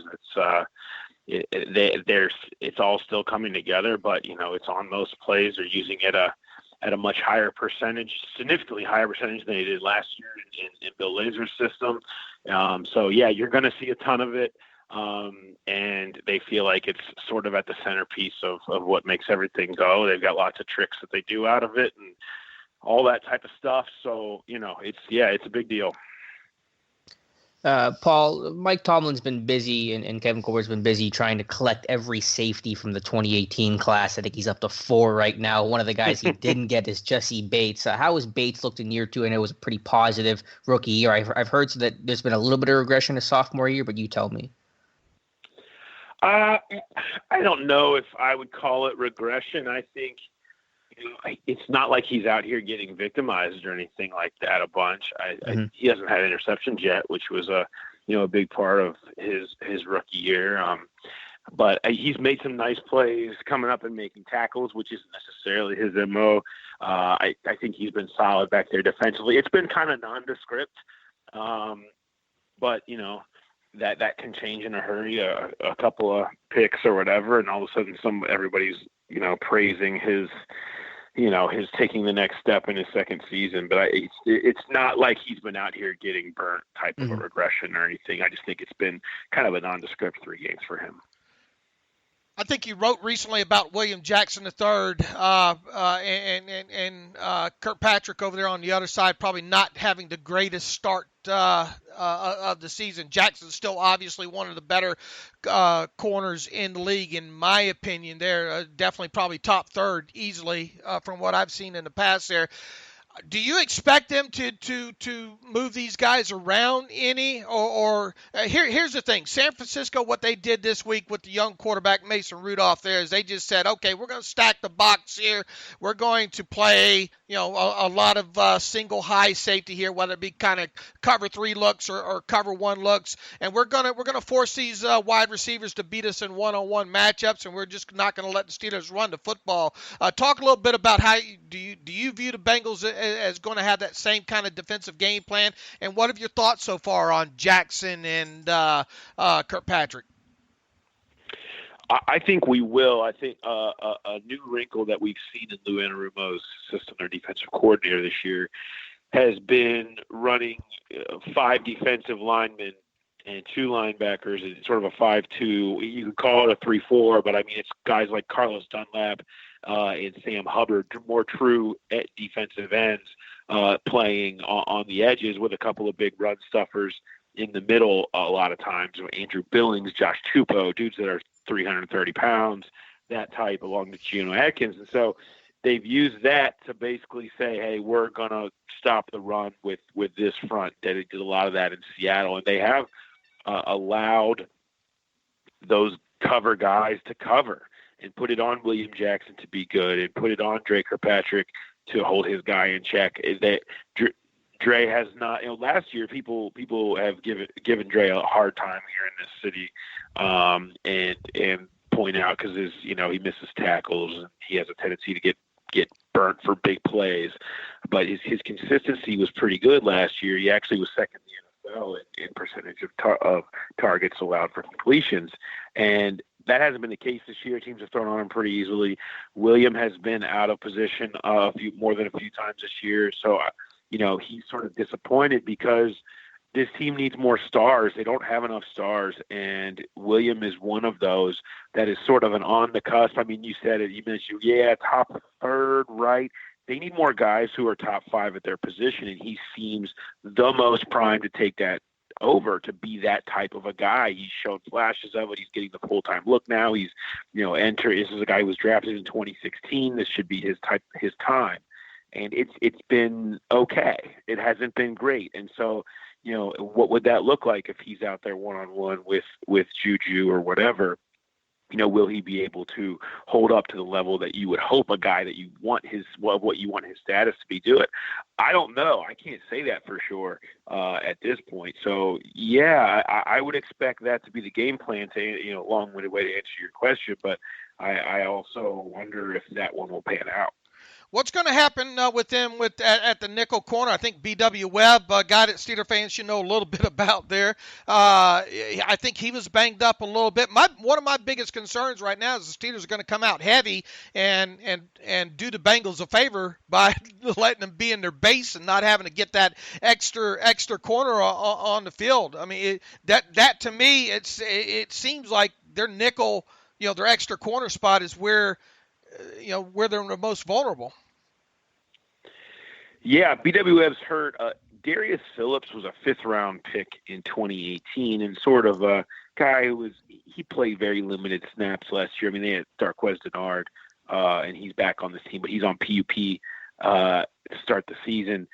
And he showed he had some moments last year, and it's to the point that you were really intrigued by him. He came out, had a really nice preseason, a good camp. And then it was his first time for real action last week with B.W. Webb down. He was in a rotation with Tony McRae. I think they were Tony McRae's more of a journeyman last guy, special teamer. But I think they just wanted to keep guys fresh and see which one played better. Darius Phillips played great. He was arguably the best player in their defense. He had an interception of Josh Allen that was critical. On a side note, he returned a kickoff for a touchdown that got called back by this pretty bogus holding call.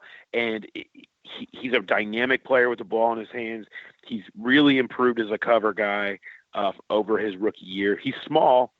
He's not big, and teams can take advantage of that, but he's quick. He's really started to pick up some of that play in the slot, and I think that they're optimistic that they may have found something good in him. Now, small sample size alert, right? But I think there's optimism that he's actually playing fairly well. Is Randy Bullock going to last? Talking about, hadn't he had kind of a rough start here? And I mean, he's a guy that kicked briefly, had a cup of coffee with the Steelers as well too. Are they concerned about him? Maybe, I don't know. I mean, he hasn't had that many kicks. I mean, the miss in Seattle was just brutal. From 45 or so, I think out. We a kick that arguably would have won him the game. He's been generally pretty consistent since coming here a few years ago. I mean, he's hit 95% of his PATs. He's hit 87, 88% of his field goals. He's not going to kick you long. He doesn't have a huge leg, but he's generally pretty consistent on the shorter ones. You wonder if he starts having a continued tough time with the shorter ones, how long the leash will be. I think it's probably pretty long. I don't think you're going to see something immediately happen, but if he has, a stretch of 3 or 4 more rough games, sure, I think you could see them pull a plug, but I don't think there's a threat right now. He hit a really big one in Buffalo last week that was the, go-ahead field goal from mid-40s. So I think that brought a little bit of confidence back in him. Alex, you got anything else for Paul? I guess one other quick question. Andrew Billings, he was a player, a prospect Steeler fans thought that the Steelers were going to get at one point way back when. I've heard he's really, the lights kind of come on for him. Is that a fair assessment? Yeah, I mean, he had a really good game last week. He's been pretty disruptive. It's a guy in a contract year, how that goes. So right. It's shown. He's a nice defensive tackle plug in the middle. You see him. He's broken through. He unfortunately was attempting to tackle Russell Wilson in open space when he broke through in the opener. He thought Billings was going to get a sack, but that's a bit of a mismatch. But still, he has done that. He has broken through multiple times, and you'll probably see him on Monday night break through a few times. He's shown flashes there. He's done an okay job of not getting pushed around. But particularly, as I mentioned, when they run that 5-2 with him and the other big guy, Josh Tupou, it's been pretty successful in being able to, stop the run game because those two guys are pretty good run defenders up the gut. Paul, I could have you on for another hour if they'd let me, but I know I know you got work to do as well too. Look, I know we didn't even talk about Andy Dalton. I can't believe I got through an interview without having to talk about Andy Dalton. Well, go ahead and talk about the Red Rider. Yeah, I mean, this is it for him, right? Yeah, I mean, potentially it's certainly make or break for him. I think we've seen him for 8 seasons, so it's weird to say that he's got to go prove something. But I think there was a lot of interest in seeing what he looked like in a modern offense with a modern scheme, and if that elevated him from average quarterback to tier 2 quarterback, right? And through 3 games, I don't think we've seen that. He had one of the worst throws of his young career. Of his career, I shouldn't say young career. I'm not going to date myself too much. But last week against Buffalo, that essentially ended the game. I mean, they're driving all the way down. Looks like they're going to score the game-winning touchdown with about 20, 30 seconds left. Has a great protection, a wide-open passing lane. Auden Tate, who's 6'5", with long arms. You can't ask for, a larger catch radius. And he throws it high and back behind him to the right. Tate tips it up in the air. It gets picked off to end the game. You just cannot miss that throw. And you see a little bit too much of that, a little one too many every game that have cost. And so I think there's, it needs to get better for him. He's been okay. The guy threw for 400 plus yards in Seattle and looked great. Right. But there's been probably far too many of the bad throws than anybody is maybe even used to seeing from him.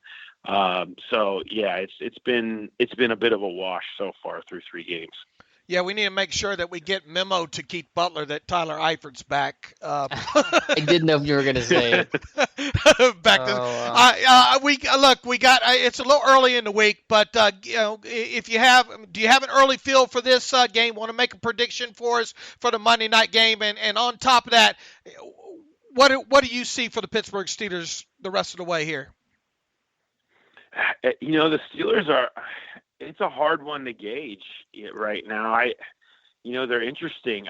Maybe you could tell me better on the aggression of trading for Minkah Fitzpatrick and trading for the tight end and selling off future draft assets when you just lost Ben Roethlisberger, because those two didn't really necessarily mesh with me, and it's not something we're used to seeing from the Steelers. I am curious about it. To me, it projects confidence in Mason Rudolph and what this team can be this season. But I don't know how warranted that is.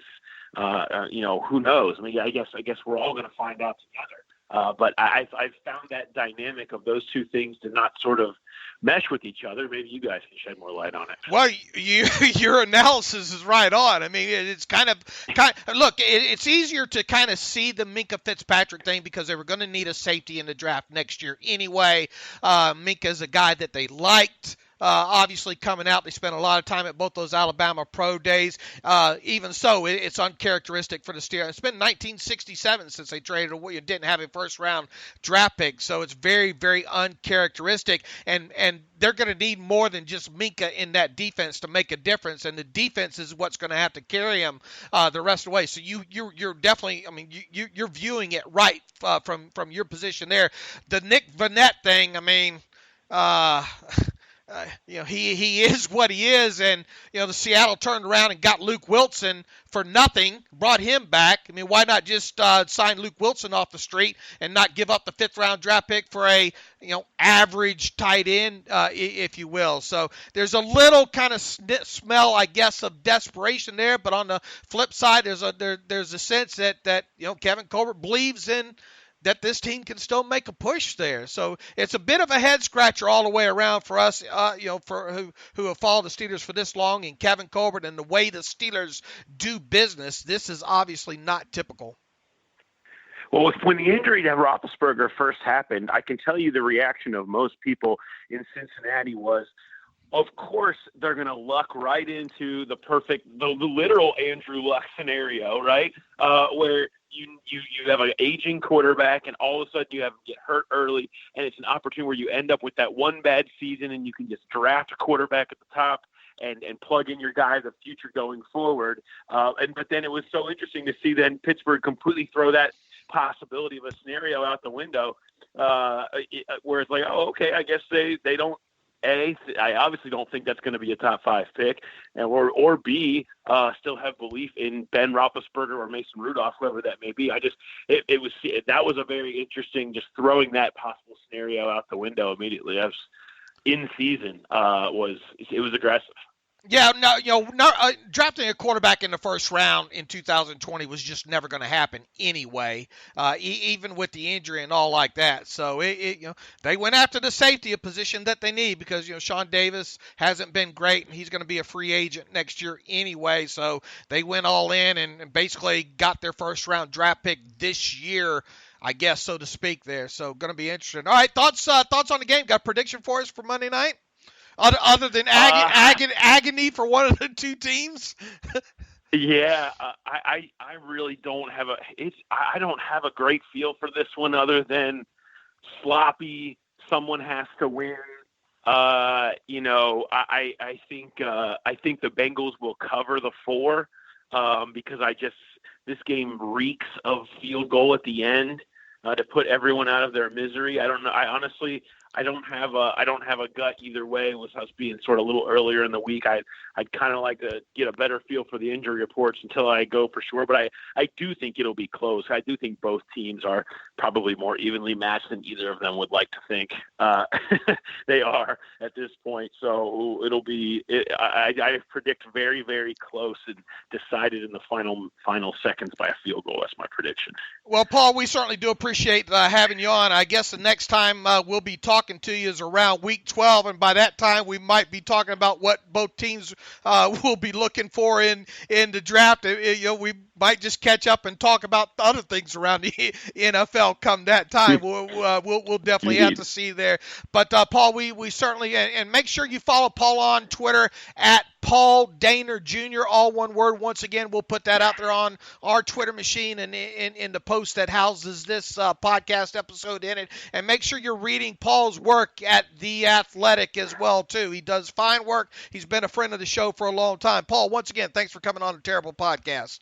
Thanks, Paul. No problem. Y'all have a good one.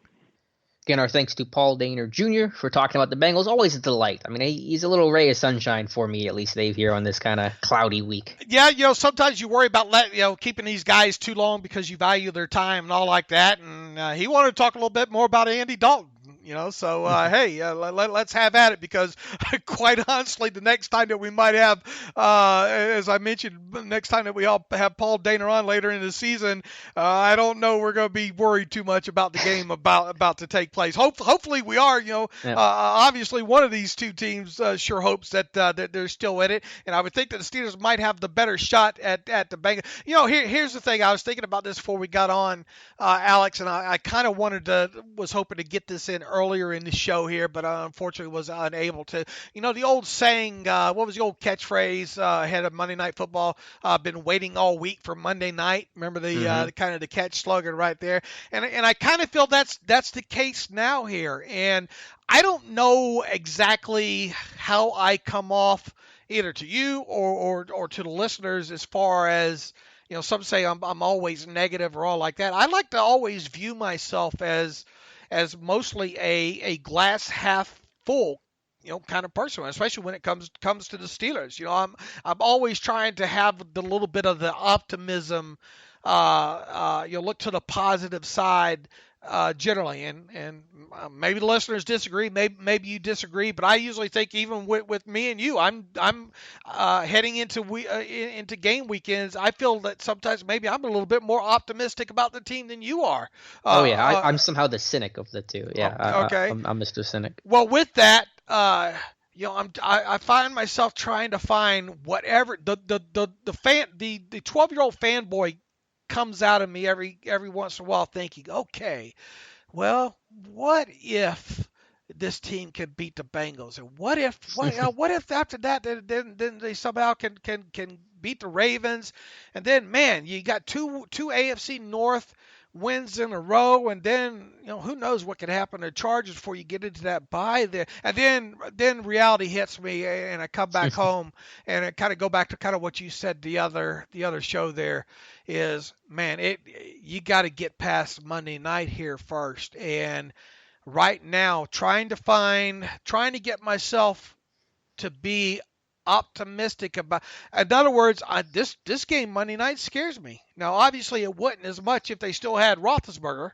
But when you look at all that's happened these first 3 weeks, then you factor in the young quarterback, and the Bengals aren't awful. They've been in a couple of their games this year, and I think even Paul, even though he wouldn't give us a prediction or too early for a prediction, I think he's got deep down inside has got to like the Bengals' chances Monday night. So I guess what I'm saying is I've been waiting all week for Monday night, and I think you really got to start there. I don't think there should really be a lot of optimism heading into this game. And if they come out of this and they play well, and the defense plays the way the talent that's on the roster should probably play, then maybe there will be a little bit. But right now, even after this trade and the trade last week for Minka and all, I mean, it is kind of hard for you and I to have any optimism about the season moving forward right now, right? Sure. The thought that keeps rattling around in my brain is that if you can't win a game when your defense forced 5 takeaways, then how many games are you going to be? If it was just I don't know, the Giants that had just hypothetically lost a game where they forced 5 takeaways, I'd be like, well, that's a bad team. And the same should probably apply for the Pittsburgh Steelers. They're not a good team right now. And is it going to get better? Yeah, marginally, but a whole lot better. And when will that happen? Probably not. And I don't know if it's going to happen anytime soon. So they can beat the Bengals. I haven't gone through their tape yet or anything. They're in a pretty similar situation. It's Pittsburgh 0-3, 2 close games. Offense, run game's been poor. They've gotten some chunk plays. Defense has been up and down. Created a little bit of splash. So they're 2 pretty similar teams right now, each looking for their first win on Monday. I'm looking for that. I'm looking for that part where I can interject, and then later down the road it'd be a somewhat see, I kind of told you so, but I'm not seeing that, right now. Now maybe I don't know how much our views are going to change on Tuesday, even if they beat the Bengals.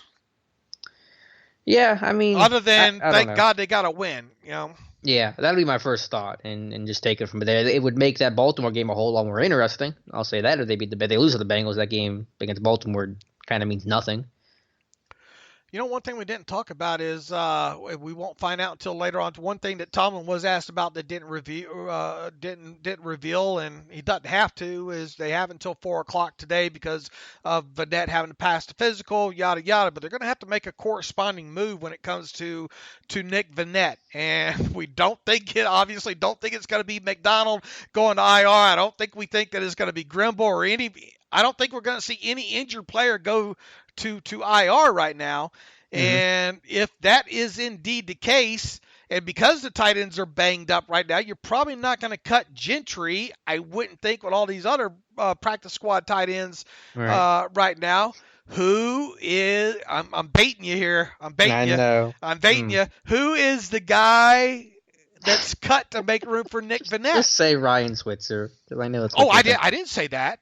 Oh, you're playing coy. You're making me the bad guy. I guess before I say that, I wonder if Nix would go to IR just because how quickly he's been ruled out. If they're just maybe it's a long-term thing, or I don't know. But yeah, if you're looking at healthy players, Switzer's a good candidate as any. I mean, who else? Or J-Ron Elliott if Chicolo's going to be back, I guess. Yeah, I mean, Elliott would be the only one other, and that's if you think. I mean, that to me that would be a good sign for Chicolo possibly being back this week. But if it's not Elliott, I mean, who? I mean, could Cameron Kelly be the guy? Would you go in that week at the safety? I mean, you're already going to be hurting on some special teams bodies anyway. Yeah, I don't try to guess it too much in season. I just whatever happens, and you accept it. But I mean, to the point that I guess it's almost daily. What is Switzer's purpose and role in the team right now? I've been asking that since. I mean, he's to me. The writing's kind of been on the wall the last couple of weeks. Yeah, he didn't play a snap on offense. He's been rotated on the kick return game, the punt return game. He's not going to make a huge impact there. Yeah, I mean, if they cut Switzer, I will sleep fine tonight. And maybe that's why Tomlin didn't, while they're waiting to announce it, maybe they want to get Switzer in the building and break the news to him. I don't know. But no, they got to get somebody in the building, I guess, to break the news. I don't know who's it going to be. We'll know by 4 o'clock today, so there can't be many options here. All right. Well, one guy that's not getting cut but has not played well is Alejandro Villanueva. I think you said it, and I agree that he played maybe his worst game as a Steeler, maybe since that first one last week. And I think the season as a whole has been really tough for him. He's been on the ground so much, and I don't know if that shoulder's still bugging him. I don't know if it's an age thing. I don't see the strength of the violence in his hands and his punch like I've seen before. It's very unusual. Where's that trap at? Right. It's been a real struggle. He's been getting beat around the edge. He's trying to short set some of these guys. It's not working. He's leaning. He's doubling over. The run game, he's not offering much as a run blocker. Not that he was ever a great run blocker to begin with, but I mean that whole left side of the line has looked really poor in pass protection. He tried to short set Ronald Blair, and man, it just a surface area, and that's the bad thing about the guy. A guy is look. I'm not. I mean. It was one awful game, and like I said, I'm trying to rack my brain, and I really think it was his first start against the Cardinals was the last time we saw him play that bad a game all the way around, especially from a pass protection standpoint. 'Cause look, I mean, he's never been a great run blocker, especially out in space, you know. But boy, he was Bosa and Blair and. I mean, whoever was up against him this past week, he really had a bad showing, and hopefully that there's no way that can continue with a young quarterback back there. Yeah, but it was not just one bad game. I thought this whole season I thought Seattle was a little better. I actually played pretty well against Seattle, against Clowney, but week 1 was really poor, and week 3 was atrocious. Yeah, this past week was awful. I mean, it's hard to watch. It really is. And look, the whole offensive line as a whole, really. I mean, sure. Pouncey get pushed back a little bit, caused Connor to trip up on a run. I mean, I thought they did okay handling some of the stunts and twists or whatnot. You know, well, that one where Rudolph got 3 guys in his face, that was a stunt, and Steelers had no idea what was going on. Right. But I mean, for the most part, and thankfully they are really the 49ers don't do a ton of that. You know. Mm-hmm. But yeah, I mean that really stuck out, and Filer wasn't great either. Let's not beat around the bush there. Yeah. None of the offensive linemen are playing as well as they should right now. But I thought Villanueva was alarmingly playing poor, and I wanted to bring that up. Mm-hmm. He was actually on the punt block team for one snap, which I wish somebody would ask, but go figure. Well, was that because of the injury to the tight ends and all? Tight ends usually aren't on the punt block team. So. Oh, I thought you said punt protection. My bad. No, I want to see him on the punt protection team. That'd be a sight, see him running downfield like that. But, I mean, I guess they're just using his size out there the way they use Zach Banner and Fred Johnson in camp on field goal block team. But very, very minor point. Any other thoughts that you've kind of gotten to go now that you've gotten through the tape more from this game? Offensively, I've already hit on the Grimble stuff with the runs and the Banner stuff. I mean, and as you pointed out, the identity wasn't there as far as being able to establish run. I mean, when you're not converting some of these third downs either, you can't put that kid back there in 3rd and 7 a lot and expect him to convert. You just can't. Mm-hmm. But again, I mean, this is to the larger point for the offense as a whole for the year. They are 13th in the NFL in yards to go on 3rd down. That's not a great number, but that's not a bad number either. And they are 29th in 3rd down conversions. So, like, they're in manageable situations overall. They just aren't converting even in those manageable situations. I think Tomlin even brought up that point today. So they are getting themselves in some 3rd and conversion. You know, they're not in 3rd and 20 all the time. And that's compounding the problem, making it even more frustrating that they can't convert. The routes being independent of each other is hurting them, and we saw them kind of, you know, and we've already said this on the other show that need to see probably some more switch concepts, have them run out a bunch more. You know, if they're going to start seeing a lot of man stuff too, you better get to running some mesh stuff. You better put on some New England Patriots tape real quick. And learn how to rub some of these guys off, you know. They ran mesh twice on 3rd and medium. It just didn't They're not good at it. Yeah, they're not good at it. The first one was the one where Deontay made a play. The other one, Johnson was actually laid off the snap. But, yeah, they're not good at it. They're not good at a lot of things. No, right now. and these guys have got to start winning their one-on-one battles more. You know, you're not seeing the separation, and to combat that with a relatively young receiving core, because let's face it, that's what it is, right? Yep. You're going to have to start doing stuff where, you know, the stuff that you don't see a lot of with the Steelers, and that's running a lot of these switch routes, running stuff that conflicts defensive players. Mm-hmm. Other thoughts I have. If they don't, they're not going to move the football. Yeah, I mean, they're not. I mean, guys got to win. Fichtner's got to scheme it better. Simple as that. Fichtner's playing it like he's got AB and Juju and Martavis Bryant and Mike Wallace or whoever, and you don't have that right now. Do you worry about them trying to go more small? And we hit on this too, and I meant to get your thoughts on this coming out of that with our talk with Paul. You know, they're not. I don't think the Bengals are in the greatest situation when it comes to their nickel. Okay. Mm-hmm. Do you worry that the Steelers are gonna go heavy too often and not get situations where maybe they can get Juju singled up on a nickel, whoever that shall be? I think it's done a decent job to move Juju around, try to get him involved. I mean, they might. It depends on health. Do they even have the healthy bodies to go heavy? You know, we'll have to wait and see on that. But I agree with the overall thought of, you know, Fichtner's played this probably too conservatively, and that's what Foster even basically said the other day on his radio show or whoever he was talking to. So yeah, I mean, I want to see this team open it up because they can't do this 3 yards in a cloud of dust thing. Randy Fichtner, a good coordinator for Ben Roethlisberger, but maybe not the best one for a young quarterback and young receiving right core. And if you want Fichtner fired, I don't think that's going to happen because Ben's going to be back next year, and do you want Ben with a new OC next year? Probably not. You've got to, and I think what we've talked about this in an earlier show and today, is you've got to be able to build off of one kind of formation scheme, if you will, and build up off of it. Whereas you're giving an initial kind of similar look, but able to run a lot of different things out of it. Yep, that's what the 49ers do.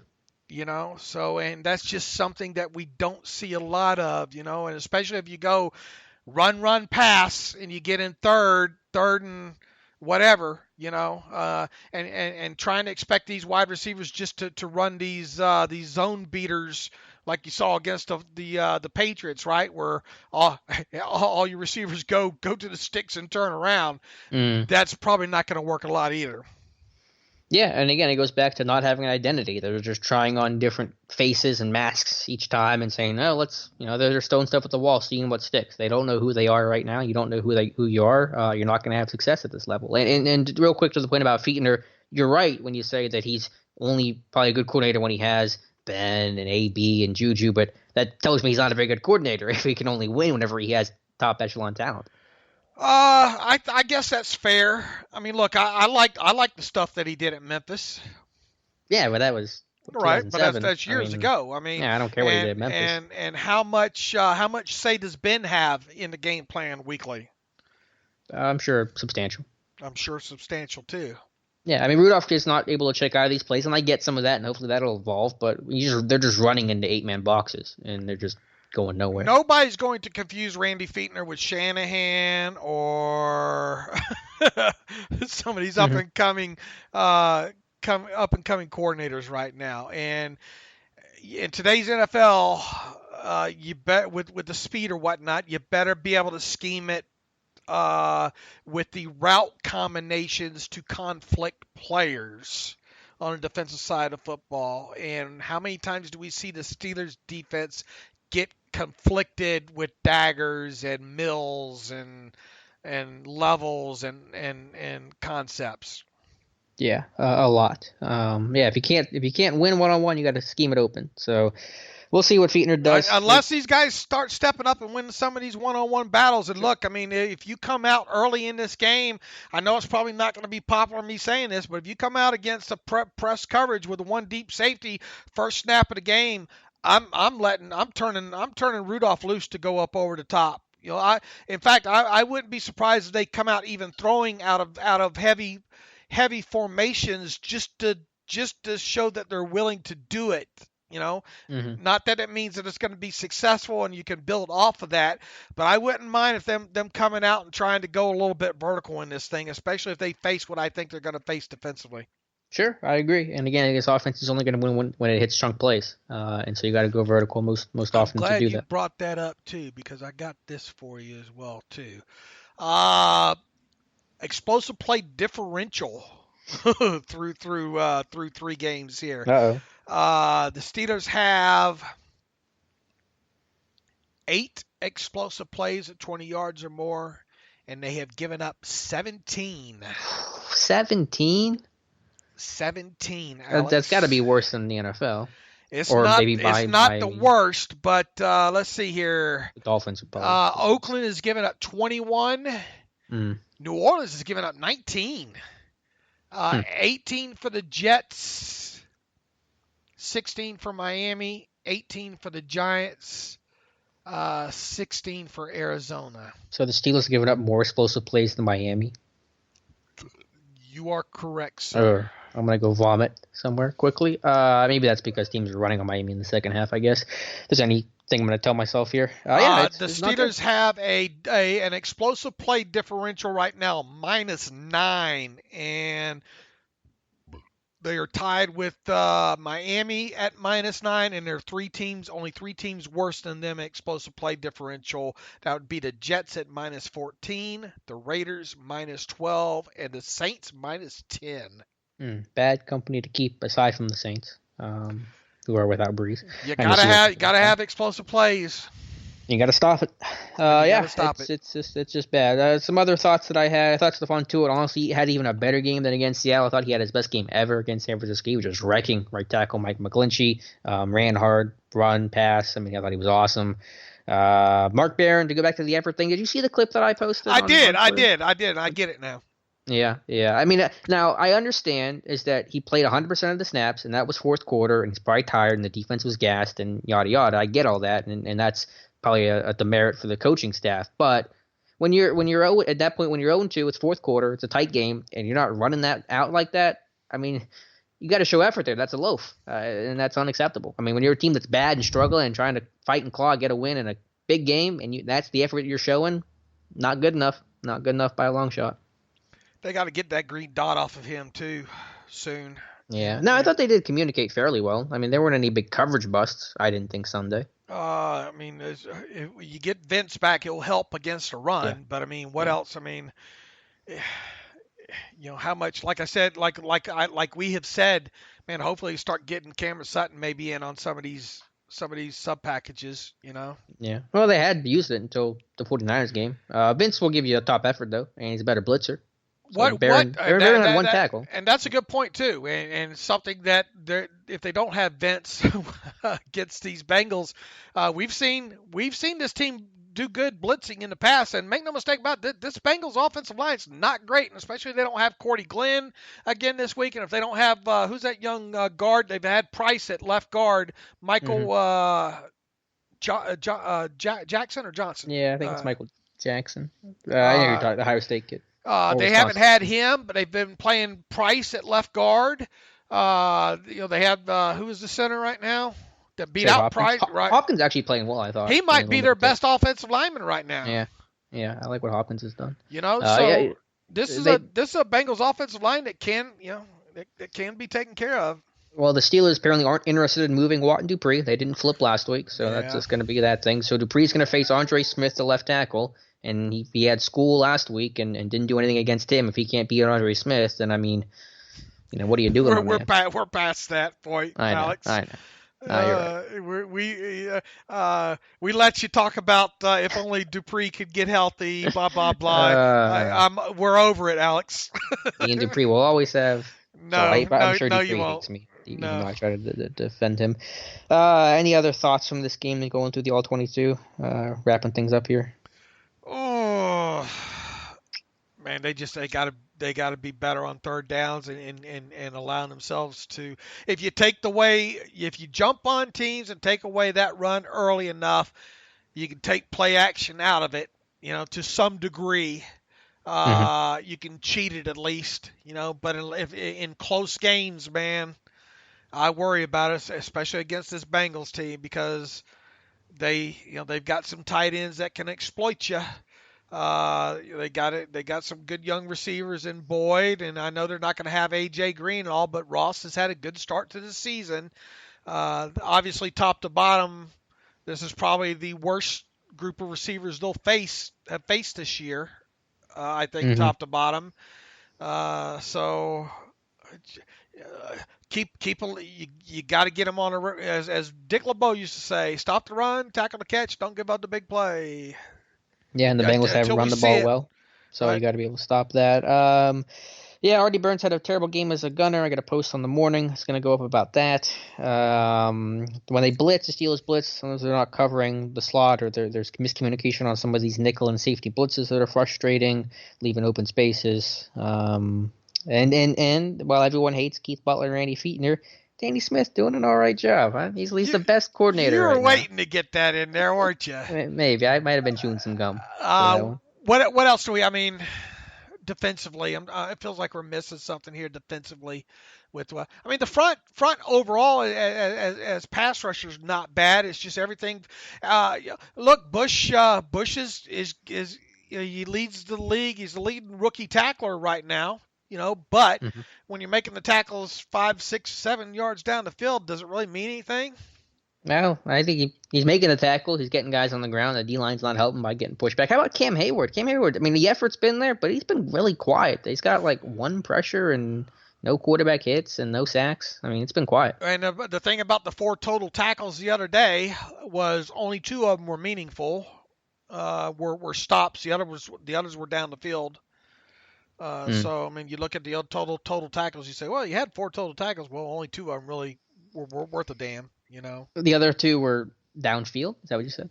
Yeah, down the field. Well, in other words, they were successful plays for the offense. Yeah. Well, why is your defensive lineman having to make those plays downfield? His effort obviously is phenomenal. Mark Barron could probably take a couple cues from Cam Hayward, but that's the effort's there. No one's not going to accuse the effort with Hayward. The other thing that I think that stuck out, especially looking at your charting, was of the 10 successful runs by 49er running backs this last week, 6 of them came with McCullers and Tyson Lulu on the field. I didn't know that, but that does not surprise me. That's according to your awesome charting. Thank you for that, because I'm doing a lot of it, and Matthew's getting a vacation over there with the offense. They were. I know on one play they ran a toss, and McCullers couldn't flow because he's Big Dan. He's not Hargrave, and created a cutback lane that he could hit. Lulu is probably the last year for a Lulu. Ideally. I would think so, and you save $2.5 million or so that way too. Yeah. Other one last thought I had, Cam Sutton's being used in obvious passing downs as nickel since they didn't run dime. Hilton's been kind of a first, second down kind of guy. Sutton more in obvious pass situations, so a bit of a rotation going on at the nickel corner spot. They like Sutton coverage more than they like Hilton. All right, one other thing that just hit me. What are you doing moving forward with Minka now, especially as bad as this defense is with getting ate up with slot players? Continue to just let him play fast, play physical, maybe evolve his role some. I love how quick he is to react. There's no false steps. He's driving downhill quickly. You compare Minka's interception, the drive on that play, to the one play that they hit over the middle that I think Edmonds made the tackle. Just watch the feet of Fitzpatrick and Edmonds. And Fitzpatrick, no false steps, reading it right away, driving downhill. Edmonds, shorter, choppier steps, more unsure, and not getting downhill as quickly. So you can already feel that impact that Fitzpatrick brings to this defense. But continue just to evolve his role and let him be the playmaker. Don't anchor him down. Don't bottle him up too much. Let him be one of the backbones of this defense, him and TJ Watt. And unfortunately, I think Terrell Edmonds is close to the league lead in tackles. Yeah, not a good sign. I'm glad he's making some tackles, but and I don't remember him making many near the line of scrimmage, right? Me neither, yeah. Your safeties are leading the team in tackles. The Bengals last year, I think both their safeties had 100 tackles, and you saw how bad that Bengals defense was. But I do one pause notice. I think this defense is improving. It's got work to do. Their run defense is disappointing, but there is improvement, and it is obvious, but it is the better unit of the two right now, defense versus offense. Let's see. Edmonds 7 tackles against the run, solos. Tackles against the pass 13. 7 assisted against the run, 1 assisted versus the pass. Tackles for losses for Edmonds is 0. 0. Yeah. I'm under how many tackles? 0.00, I think. I wonder how many tackles he has for 15 yards plus plays or 15 yards. Yeah, I'm afraid to look that up. He has 1 pass defense. He has 2 quarterback hits and 28 total tackles. Devin Bush has 29 total tackles. And Devin Bush wants, I mean, not that it's a big deal, but remember me talking about coming out, his stats and where are the tackles for losses and all. Not that he's had a lot of opportunities to do it yet. I don't think Bush has any tackles for loss of the 29 that he has so far. Does have 3 fumble recoveries, so he's making some splash. He leads the league in that stat, fumble recoveries. Yeah, he's Johnny on the spot. I hope he has 9 more. Yeah, they're already almost halfway to last year's takeaway total. They had 15 last year. They're at 7 right now, so that's good. Other than that, how was the play, Mrs. Lincoln? Yeah, one stat. You don't have to give it to me now unless you can pull it up quickly. What is the longest play the Steelers have of a completion down the middle of the field? I don't know if Juju's counted last week. I don't know where exactly he caught that, if that was middle of the field or not. But I'm curious, how many plays of even just literally 10 plus yards, past the line of scrimmage have they had completed? Yeah, I don't have that in front of me, but obviously not many. Deontay Johnson's one of them. Which? This past week, Deontay Johnson. Well, that was on the sideline. I'm talking about middle of the field. Middle of the field. Yeah, like between the numbers, between the hashes. I think Juju has a dig route last week in Seattle for 15 yards. I don't know if that 76-yarder was middle of the field or not, but my point is, I'm trying to, and I've said this before, he said the big plays they're getting are basically all outside the numbers, and they're just not hitting anything middle of the field right now. Yeah, I'll have to look. Matthew don't have his charting in yet, so I'll have to look. Obviously, there's not many of them, Alex. Right. And I just want to emphasize that point. This offense is not utilizing the middle of the field. And you made me think about one other thing related to Nick Vannett too, as far as his time in the NFL so far since 2016. He's been targeted more than 15 yards past the original line of scrimmage just 5 times since entering the NFL, and he has 0 catches past 15 yards down the field. So you can forget if you get something out of him down the seam in the air more than 15 yards, you'll be hearing about it on Twitter from me. Someone on Twitter called him a whiter Jesse James. Made me laugh, and I think that's a pretty fair way to look at it. A little worse version of Jesse James. Okay. He's not going to give you a lot vertically. It doesn't seem like. No, he's got the kind of weird athleticism, but not really the Jesse James had, where he just kind of falls over sometimes. You're just like, how did that happen? Not going to break any tackles. That's all I have, though, from this game. If you have anything else, feel free to add, or we can move on to some reader emails. Yeah, I guess we should start getting this thing put in the can here slowly. There's probably going to be some angry emails in here. All right, we'll start with Terrence Stone, Mark Barron, Dave, Alex. I share Alex's sentiments on Mark Barron. I'm watching all 22 of each of Mark Barron's plays in the Patriots game, and the thing that jumped out to me is how he didn't seem to play with urgency, aggressively attack gaps, or appears to put maximum effort into chasing down ball carriers. I was shocked to see how much he appeared to be jogging. Being fast is worthless if you don't sprint. How much he deferred to others to make tackles. When a linebacker pulls up in hopes that a defensive back will instead make the play, I think that is problematic. I know UG3 is young and raw, but I'd much rather put a guy on the field who be aggressive, put in maximum effort, and make mistakes, as opposed to a guy with a better understanding of the defense but isn't fully exerting himself. I don't think UG3 can do worse than one tackle and inadequate coverage in the passing game over an entire game. Am I missing something? Well, you've obviously, Terry, you've heard Alex talk a little bit about that. I will only tell you this.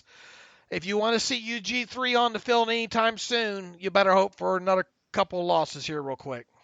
Yeah, that's the only way UG3 will see the field. And to be clear, I rarely question a player's effort. I think it's a really tricky thing to do because you never know what's going on. Again, Barron played a lot of snaps. He's probably tired. He was accountable after the game for the PI that he took, or the penalty that he took, the holding call, which I appreciate.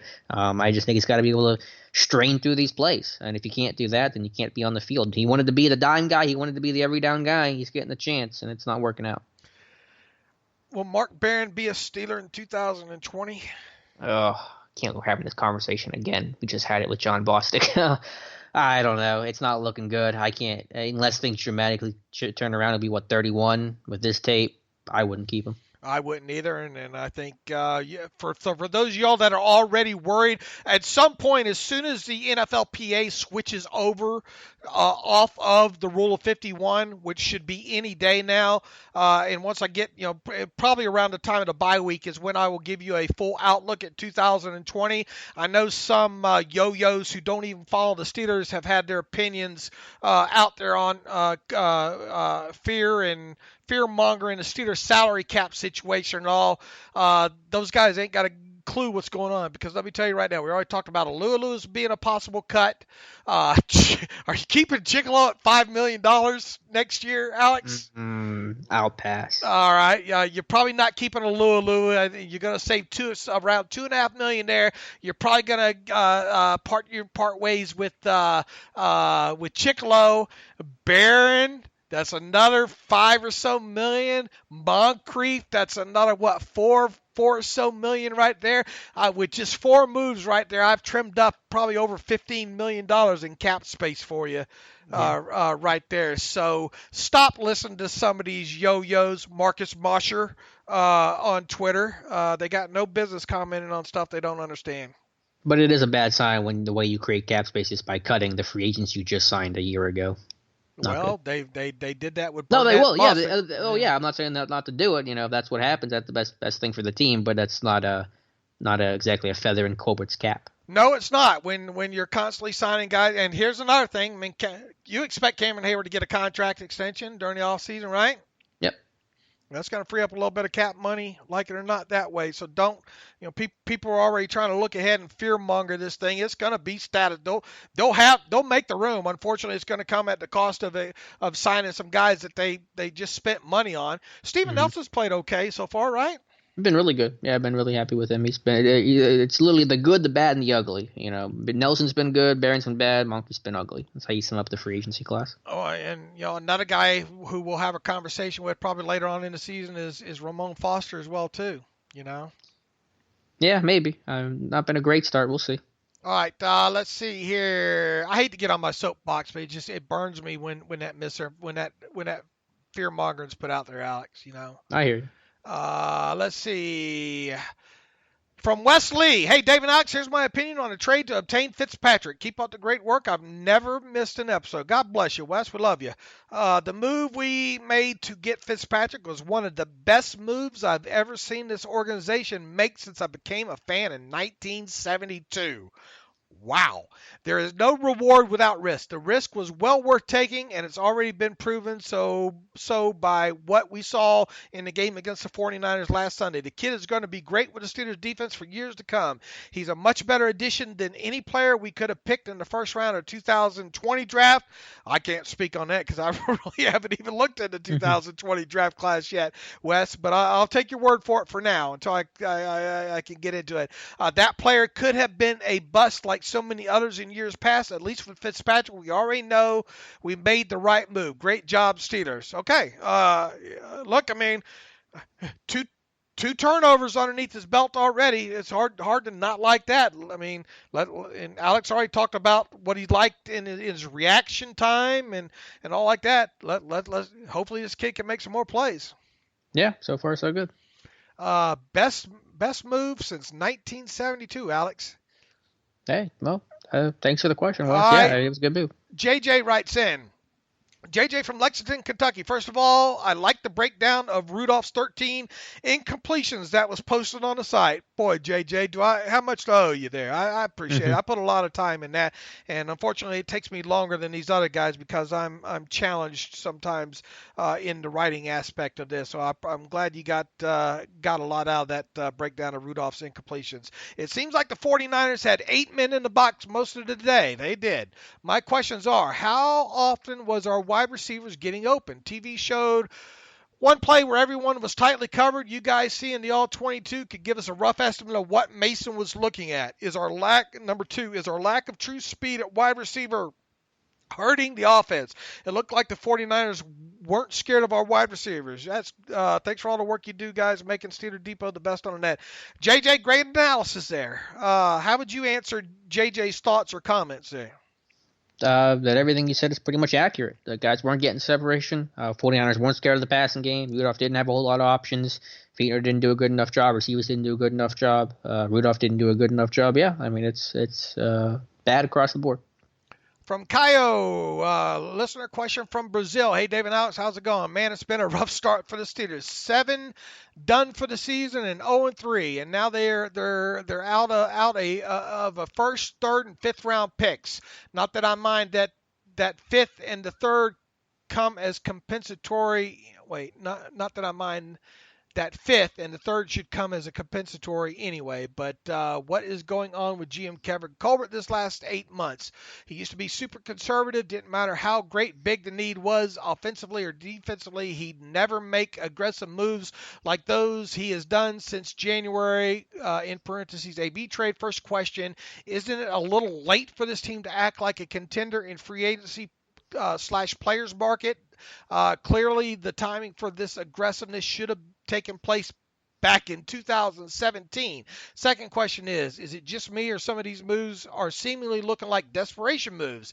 I guess we'll be finding out soon if he's either a genius or, desperate. LOL. Let's hope he's a genius. Here we go. Well, Kyle, you heard us talk there, early about some of these moves here and wrapping up, our thoughts a couple of shows ago about the Minka trade and our thoughts on the Nick Vannett trade. So I guess we pretty much have kind of answered that, right, Alex?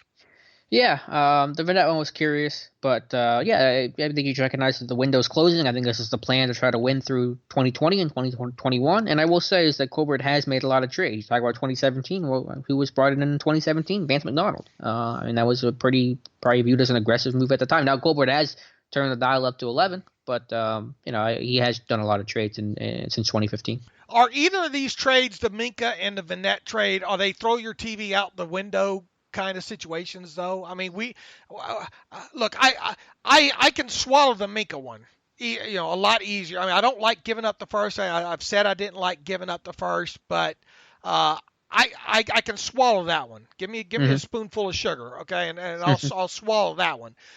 It's just a little bit. It's just the Vannett one. If the quality of the player, at least from what we view, was a little bit better, I could potentially see it. But even so, it's not throw the TV out the window kind of.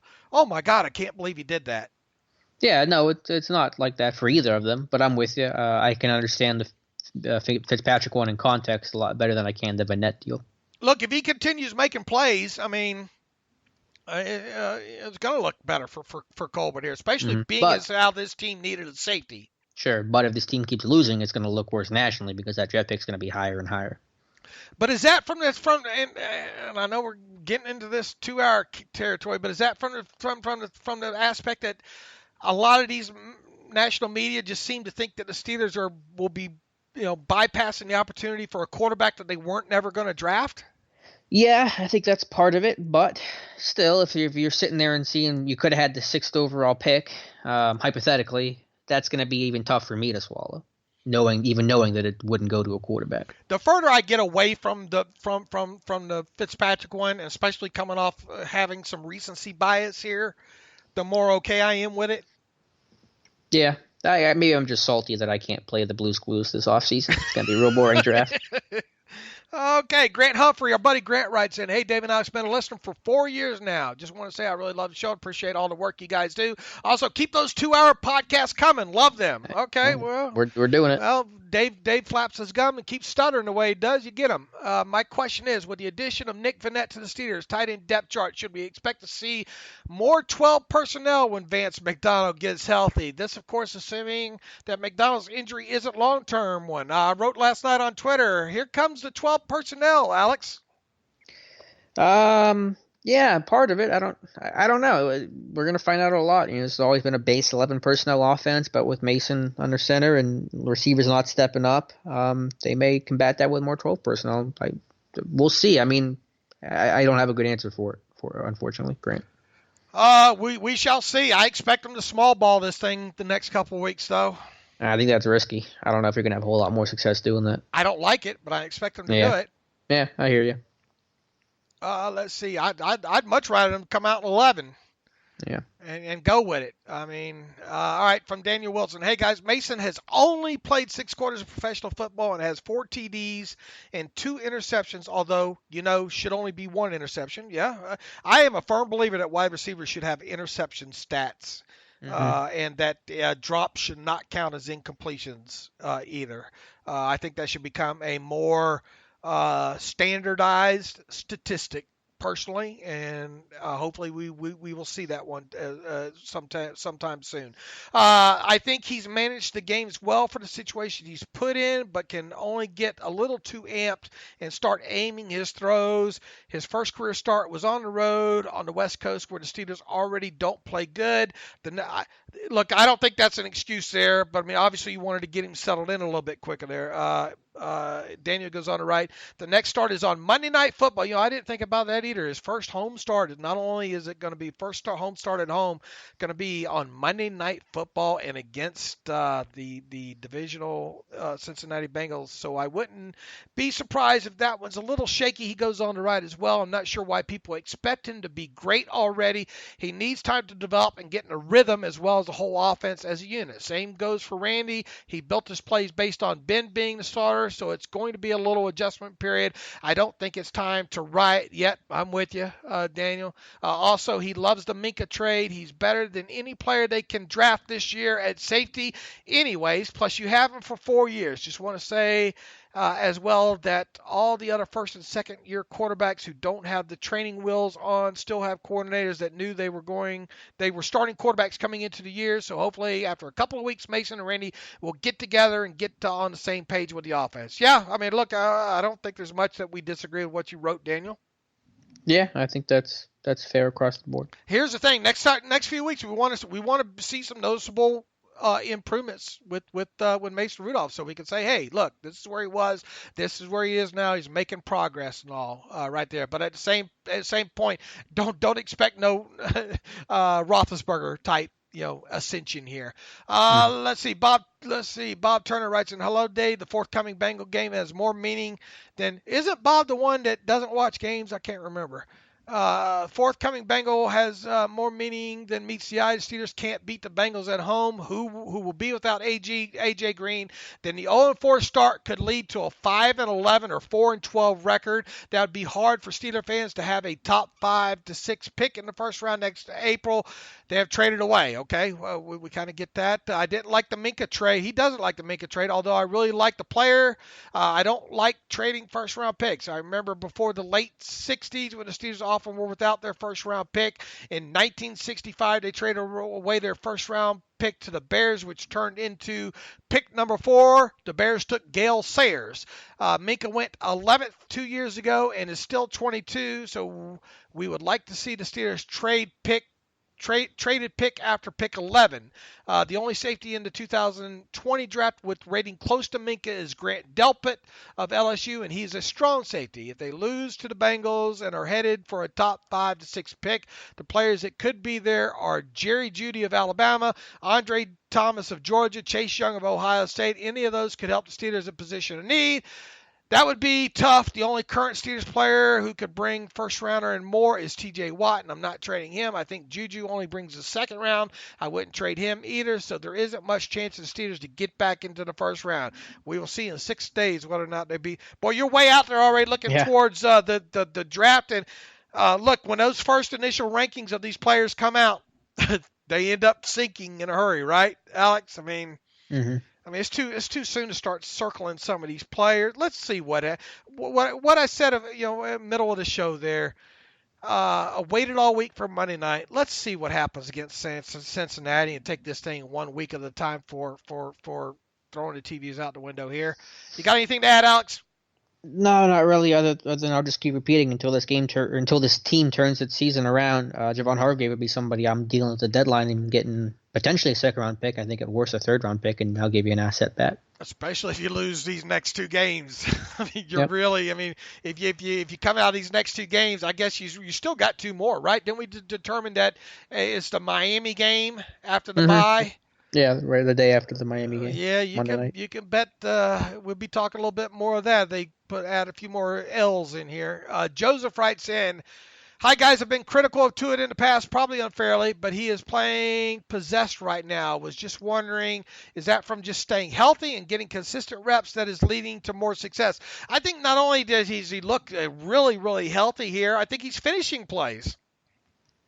Sure, that was the number one thing he had to do, finish plays. I think his hand use has improved. I think he's shown some different moves. But yeah, he's just out there finishing the plays. I mean, he's gotten pressures in the past. He's always been close. He's finally now just able to get guys on the ground. Thomas Philbin writes in, "Hey guys, thanks for reading my note last week and sorry for the not safe for work acronym. I didn't know you read the whole thing. Maybe I'm a fool, but I'm still hopeful. This year's defense yields better field position. The Fitz pickup paid off immediately. Rudolph looks capable, if nothing else, and I still believe in a guy named Mike Tomlin. Call me Wild Card Thomas, but I still don't think a 9-7 berth is out of the question. The next 5 games, how many do you think we win? Does your answer put us in or out of the playoff picture? Thank you for your service. Yours in black and gold. Look, we're going to leave, I think, at this point. Like I said, Thomas, the fanboy in me wants to go, what if this, what if that, what if that? But without a franchise, or with a big unknown right now at quarterback, with the way this defense has played the start of the season here, I just think I'd be doing a disservice here to kind of guess. Let me get past these next 2 weeks, and if the Steelers can win these next 2 games, then I'll start getting out the green paint and painting the barn green.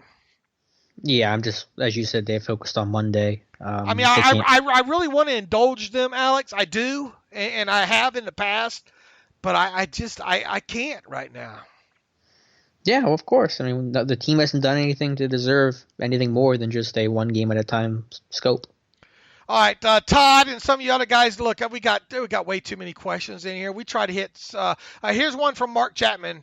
Have a duck call fan day. Let's hear the call instead of hangman. Wait a minute, duck calls. I don't know what that means. Devlin Hodges thing? Here's one. How about giving Duck Hodges a shot from Mark Chapman? He is fluid in the pocket and very accurate with passes. Yeah, Mark, let's find out a little bit more about about Mason Rudolph before we put in the duck call here. Guys, we appreciate all the emails. Just so many we can read in these shows, but keep them coming and we'll try to get to them as many of them as we can. Alex and I will be back on Friday to give you our final thoughts on the game against the Bengals. A quick note, Alex, let's do the normal Monday podcast Tuesday. How's that? Yeah, sounds good. To recap the Monday night game against the Bengals. We won't get a lot of sleep, but at least the listeners will be happy. So in the meantime, you can follow me on Twitter at Steelers Depot. You can follow Alex on Twitter at Alex_Kozora. Follow the show at Terrible Podcast. Email the show, theterriblepodcast@gmail.com. Do you like what we do? Do you feel sorry for us doing what we do? I kiddingly, we would do this. That's what we do. But if you want to donate to the cause, go to SteelersDepot.com. Hit the donate button up right navigational bar. If you want an ad-free version of SteelersDepot.com, go to SteelersDepot.com. Hit the ad-free button for $25 for a calendar year. You can have an ad-free version of the site. Thanks for listening to this. I'm sure it's 2-hour long podcast. And as always, thanks for listening to the Terrible Podcast with Dave and Alex.